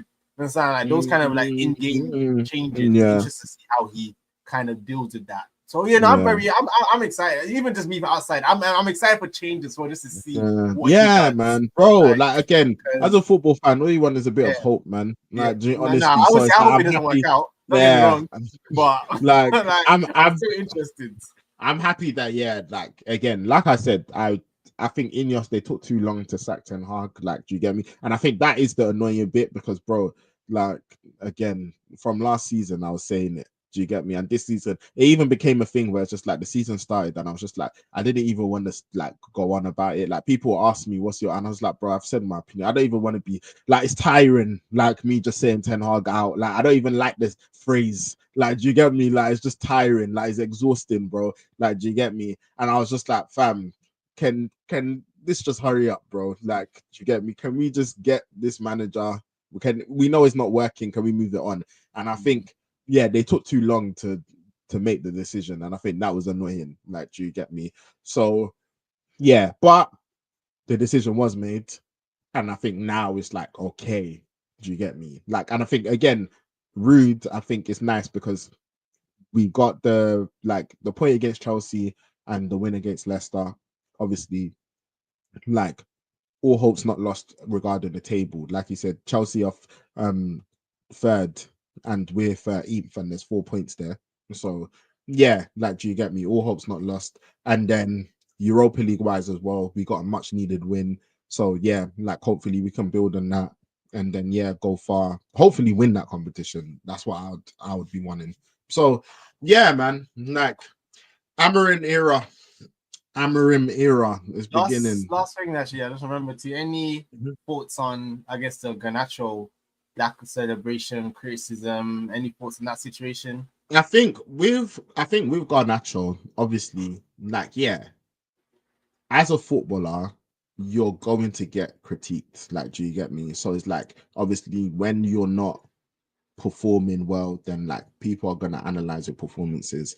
And he's not like he's had a lot of very under par performances, and there's been moments where I've spoken about it even where I've said, you know what, like your decision making, like you really need to improve on it. Like, do you get like and there's so many different things regarding like I think we've had like whole sections on you know what, his ability to create separation when he's trying to get his shot off, and there's aspects of his game, like, do you get me, that he definitely needs to improve. And he's young, he's 20, like, do you get me, he's going to get better. And I think that like he obviously like it's clearly like I think maybe like different things that some people have said has got to him, but I think like man, he's just got to get his head down and just like not try to not focus on like the noise. Like, do you get it? Like like it was a great goal as well, man. Like I think you should celebrate that, man. Like, do you get me? Like, fam, like you're out here playing for Manchester United, bruv. Like, do you get me? Like, what? I dare they let me play for Man United, bro. Hey, bro, fam, I'm doing a Pedro Neto, fam. I'm having 20 cellies. 20 cellies, bro. Bro, that's man go. Bro, fam, like I won the Ballon d'Or. Yeah, bro. Hey, they're gonna I'm gonna get sent off. Do you get me? They're gonna give me red card for time. Jump into the stands. I'm gonna have 2 yellow cards. Fam, I'm a message from my dad. Do you get me? I'm gonna point at Fergie in the crowd. bro. So man, like fam, like you're actually living like several people's dreams, like millions of people's dreams, bro. Like you are 20 years old, you are playing for one of the biggest clubs in the world, and you scored a banger at Old Trafford, bro. Celebrate, man. Like, do you get me? Don't allow like criticism. You're a footballer, like it's going to happen. Like, do you get me? People are gonna like criticize you, and like I think he's just got to focus on his game, like do his thing. Like, do you get me? And I think Bruno even said it like in the post match where it was just like, yeah, like, do you get me? Ghana didn't want to celebrate because, you know, like he feels like, you know, certain people, like fans, they're not happy with his performances and stuff like that. And it's just like, yeah, man, like, bro, yeah, do you get me? Like, there's gonna be things that, like, times where you don't perform well, like, do you get me? People are going to criticize it, but also there's going to be things that you do well and people are going to praise you. Like, do you get me? Like, you just gotta, man, just try and focus. Like, do you get me? Like, try and just stay focused. And yeah, man, like, bruv, we want to see Garnacho do well. Like, and I hope he knows that. Like, as United fans, like, bruv, like, do you get me? We want to see Garnacho do well. Like, yeah, so hopefully he's able to like build upon the goal. And I think even GA in all comps this season, like, yeah, like I think he's actually got the highest for us currently. Yeah, he's a top goal yeah. scorer. So I think, yeah, man, like there's just bits of these performances where like, yeah, like it's just very clear that he can get better. So yeah, like I hope he just focuses on his game and hopefully like he's able to just, yeah, like get better and better. So yeah. I hear it. That's that on that. But yeah, Nick said Amarim versus Maresca will be exciting. Hey, damn. Boy, he's ready for that rematch. Damn. So yeah. But yeah, bro. So moving on very quickly. We spoke about, bro, have we actually gone through all the games? I think the last one that we haven't really touched on the Brentford Bournemouth. Oh, sorry. Yeah. It just slipped right. Brentford, bro. Before the game, we were talking, and we said Brentford. They said they're doing things different this season. They said, forget all of that, you know. Oh, let's keep things tight. Let's try and nick a goal. Do you get me? Like all of that. They said we're not trying to do that. Nah. They said, you show us what you've got, we'll show you what we've got, and then we'll see who comes out on top. That's what we're on. He said that's what we're on. So he said, what, like, you bring your strikers, we'll bring our strikers, bring your forwards, we'll bring our forwards, and we'll see who comes out on top. That's what we're on. We're on 4-3s, we're on 3-2s. That's what we're on. They said, yep. And bro, we said it. This was such a hard game to call. Bournemouth, Brentford. And I think we've all said that, you know what, if it was Bournemouth at home, we'll probably side with Bournemouth. But because it's Brentford at home, we're just gonna side with Brentford. Do you get me? Yeah. And I think we both predicted 2-1 for this. And yeah, you know what? In hindsight, 3-2 is a very actually made when it happened. I said I should have done that. Like, yeah, you know, it happened, and I had to check what I predicted. And I was just like, why didn't I predict that? I was just like, bro, this is what they've been doing. This is what they've been doing. So man. Hey, bro, yeah, man. I've spoken about Mbeumo, and we're not gonna speak about him today because you know me, bro. I've given him super credit. We have to speak about. We need to speak about his partner in crime. Yeah, man. We need to speak about his partner in crime. Hey, bro, he's doing his thing. He is doing his thing, man. Nah, he's actually quality. I love those strikers. Them random strikers as well. He's cool. This team trying, you know that he was crazy. I remember like last year, a couple of years ago. This guy just trying to hit overhead bicycle kicks. Like, he's that type of player. Like, he's just always trying something, man. And like that finish as well, like the dink, like, yeah, man. Hey, like even that goal off the shoulder, as well. He's dangerous. Just hey, man. Fam, he's so dangerous off the shoulder. But so really good striker. Yeah, man, they're doing their thing. So nice thingy for them because and Bournemouth, like obviously, like they've had like a good spell, and this was always going to be a difficult game. Bro, they could have won this game too, man. They had their 100%, 100% could have won. 100% they could have won the game. And so man, but they done their thing, and they got the win. So, bro, like I think very quickly as well. Actually, this is a good question. How sustainable do you think this is for Brentford? Like, do you think they need to change their approach a bit? Because obviously it's been very entertaining, but like when looking at them, do you think, hey guys, bro, this is gonna catch up with you? Let's calm it down a little bit. Again, though, it's probably not because what's their expectations? Like they finished mid-table, they're good. Like I like maybe if they were like trying to go for top to Europe or something. If that was the aspirations, then maybe you say that maybe cool it down a little bit. It's a bit more sustainable. But I think even their fans, they must love it, man. Like they're entertaining their fans, they're scoring goals, they're winning games. Something like so. I think right now they have the best home record in the Premier League so far this season. I may be wrong, but I think they've won every game at home. I don't know if they've won because looking at their form table. No, I don't think they've won. They've drawn a game. I don't Oh, think they drew. Yeah, they drew to West They Ham. drew to West Ham. They Yeah, drew West Ham. but otherwise, Okay, I don't think maybe they're unbeaten at home though. Yeah, unbeaten So, at home. Yeah, I think that they're was it. unbeaten. So Okay, right now they're top for the home form. So Home again, form. if they can keep that going, then it's sustainable. Because if you're winning your games at home and then away you're doing what you can, you're gonna have a good season. So Bro, look at some of these results: 3-2 Bournemouth, 5-3 Wolves, 4-3 Ipswich. Bro, they've just said, "Hey, man, we're here to play." Entertaining. So, we both said it that we knew this was going to be a good game. Yeah, 100%. How Bournemouth play, how Brentford have been Yeah. approaching matches. Yeah, it And was it lived always up going to to it, be a man. great I was game. watching Always it thinking, gonna yeah, be a this is great game. chaos. This Always game gonna is be amazing. chaos. Because I mean, Bournemouth first started off really on their necks. Brentford looked like, oh, maybe this is the game, but they just get spanked. And then now they stuck in there. Then they came back into it. Then they were on their necks, and then they flipped again. So now it was a really really good game. Hey, bro, quick word for Ivan Nilsson as well, man. No. I know we spoke about him in the when we were doing the transfer tier list and stuff. And And man. I was saying that, bro. I thought he was looking fraudulent, but nah, his papers are clearing right now, man. He's looking like he's doing what he needs to do. So nah, big credit to him. Big credit to him. Yeah, really for real. But yeah, man. Oh, also, bro, just very quickly, I don't know if you caught anything from like the Wolves Southampton game, but this Cunha brother. I didn't actually catch it. Gosh, I just saw the yeah, man. Nice this Cunha brother. Oh my days, man. Yeah, man. If you saw his goal, nasty, man. Really, yeah, I haven't seen it. But again, that's my type of player. I love similar. It's funny enough. It's like it's similar to like. Obviously he scored a banger, but then like even the pass, like he got the assist for the first goal, and like he just like he's a clever footballer, man. Like clever footballer. Like real clever. We've said if he can get his finishing consistently on point, then he's gonna be a nasty striker.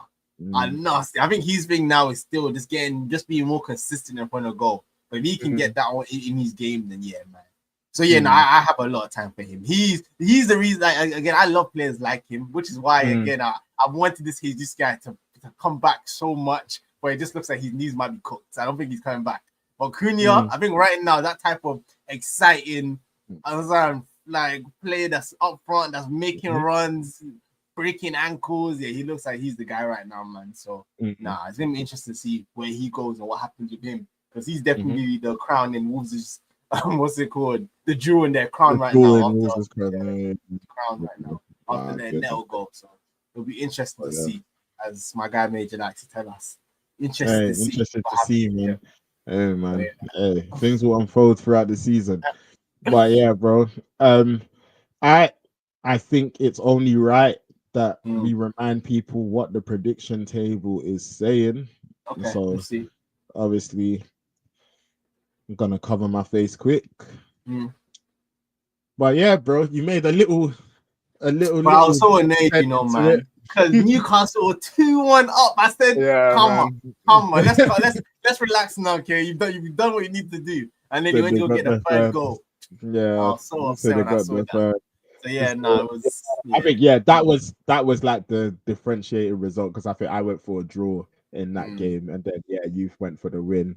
Then obviously I think we both went for Arsenal wins against Chelsea. Obviously that ended in a draw. We both went for C wins against Brighton. Brighton won. With the Liverpool game, we both went for Liverpool wins, but none of us got the scoreline right. So we got the correct result, but not correct score. Obviously, Spurs Ipswich.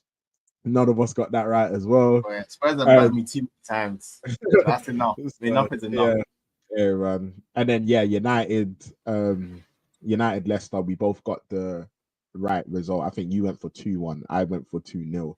then it was 3-0. So yeah, not a correct score, but right result. And then yeah, Brentford and Bournemouth, we both went for 2-1 wins. We got the right result, but we didn't get the right scoreline. So yeah, for this week it was that Newcastle. Shout out to you, because I remember you even saying, yeah, I think I'm gonna, just for jeopardy, I'm gonna go for a Newcastle win. And yeah, man, you're right to do so. So that was a good shout. So currently the gap is 5 points, which yeah, man, in the context of like this season, all the games, that is absolutely nothing. Like that can be gone in one game week. So yeah, quite close. So we'll see. We'll see how the rest plays out. Yeah, man. We'll see how everything plays out. I think this was a good week again for both in terms of predicting the right score line. I think we do that sometimes. We're like, oh no, predicting the right result. Results. We're not the score lines. Yeah. So so yeah, we'll see. Yeah, the score lines could be really the game changer. Like when you get a few of those scores, if you get that right, you can fly. You can really go at the table. So yeah, but yeah, currently things are quite close. So yeah, for those who don't know, me and Ace, just to remind people, we've got a competition going on. Half of it is FPL, so whoever finishes high on the FPL table, that's one part of it, and then obviously the other part is the prediction table. If one person wins both, then the other person will have to buy a football shirt of the person's choice.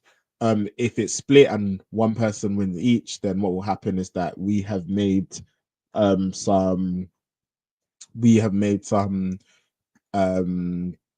preseason predictions. So yeah, whoever like was more accurate in the preseason prediction, then they will end up taking the crown.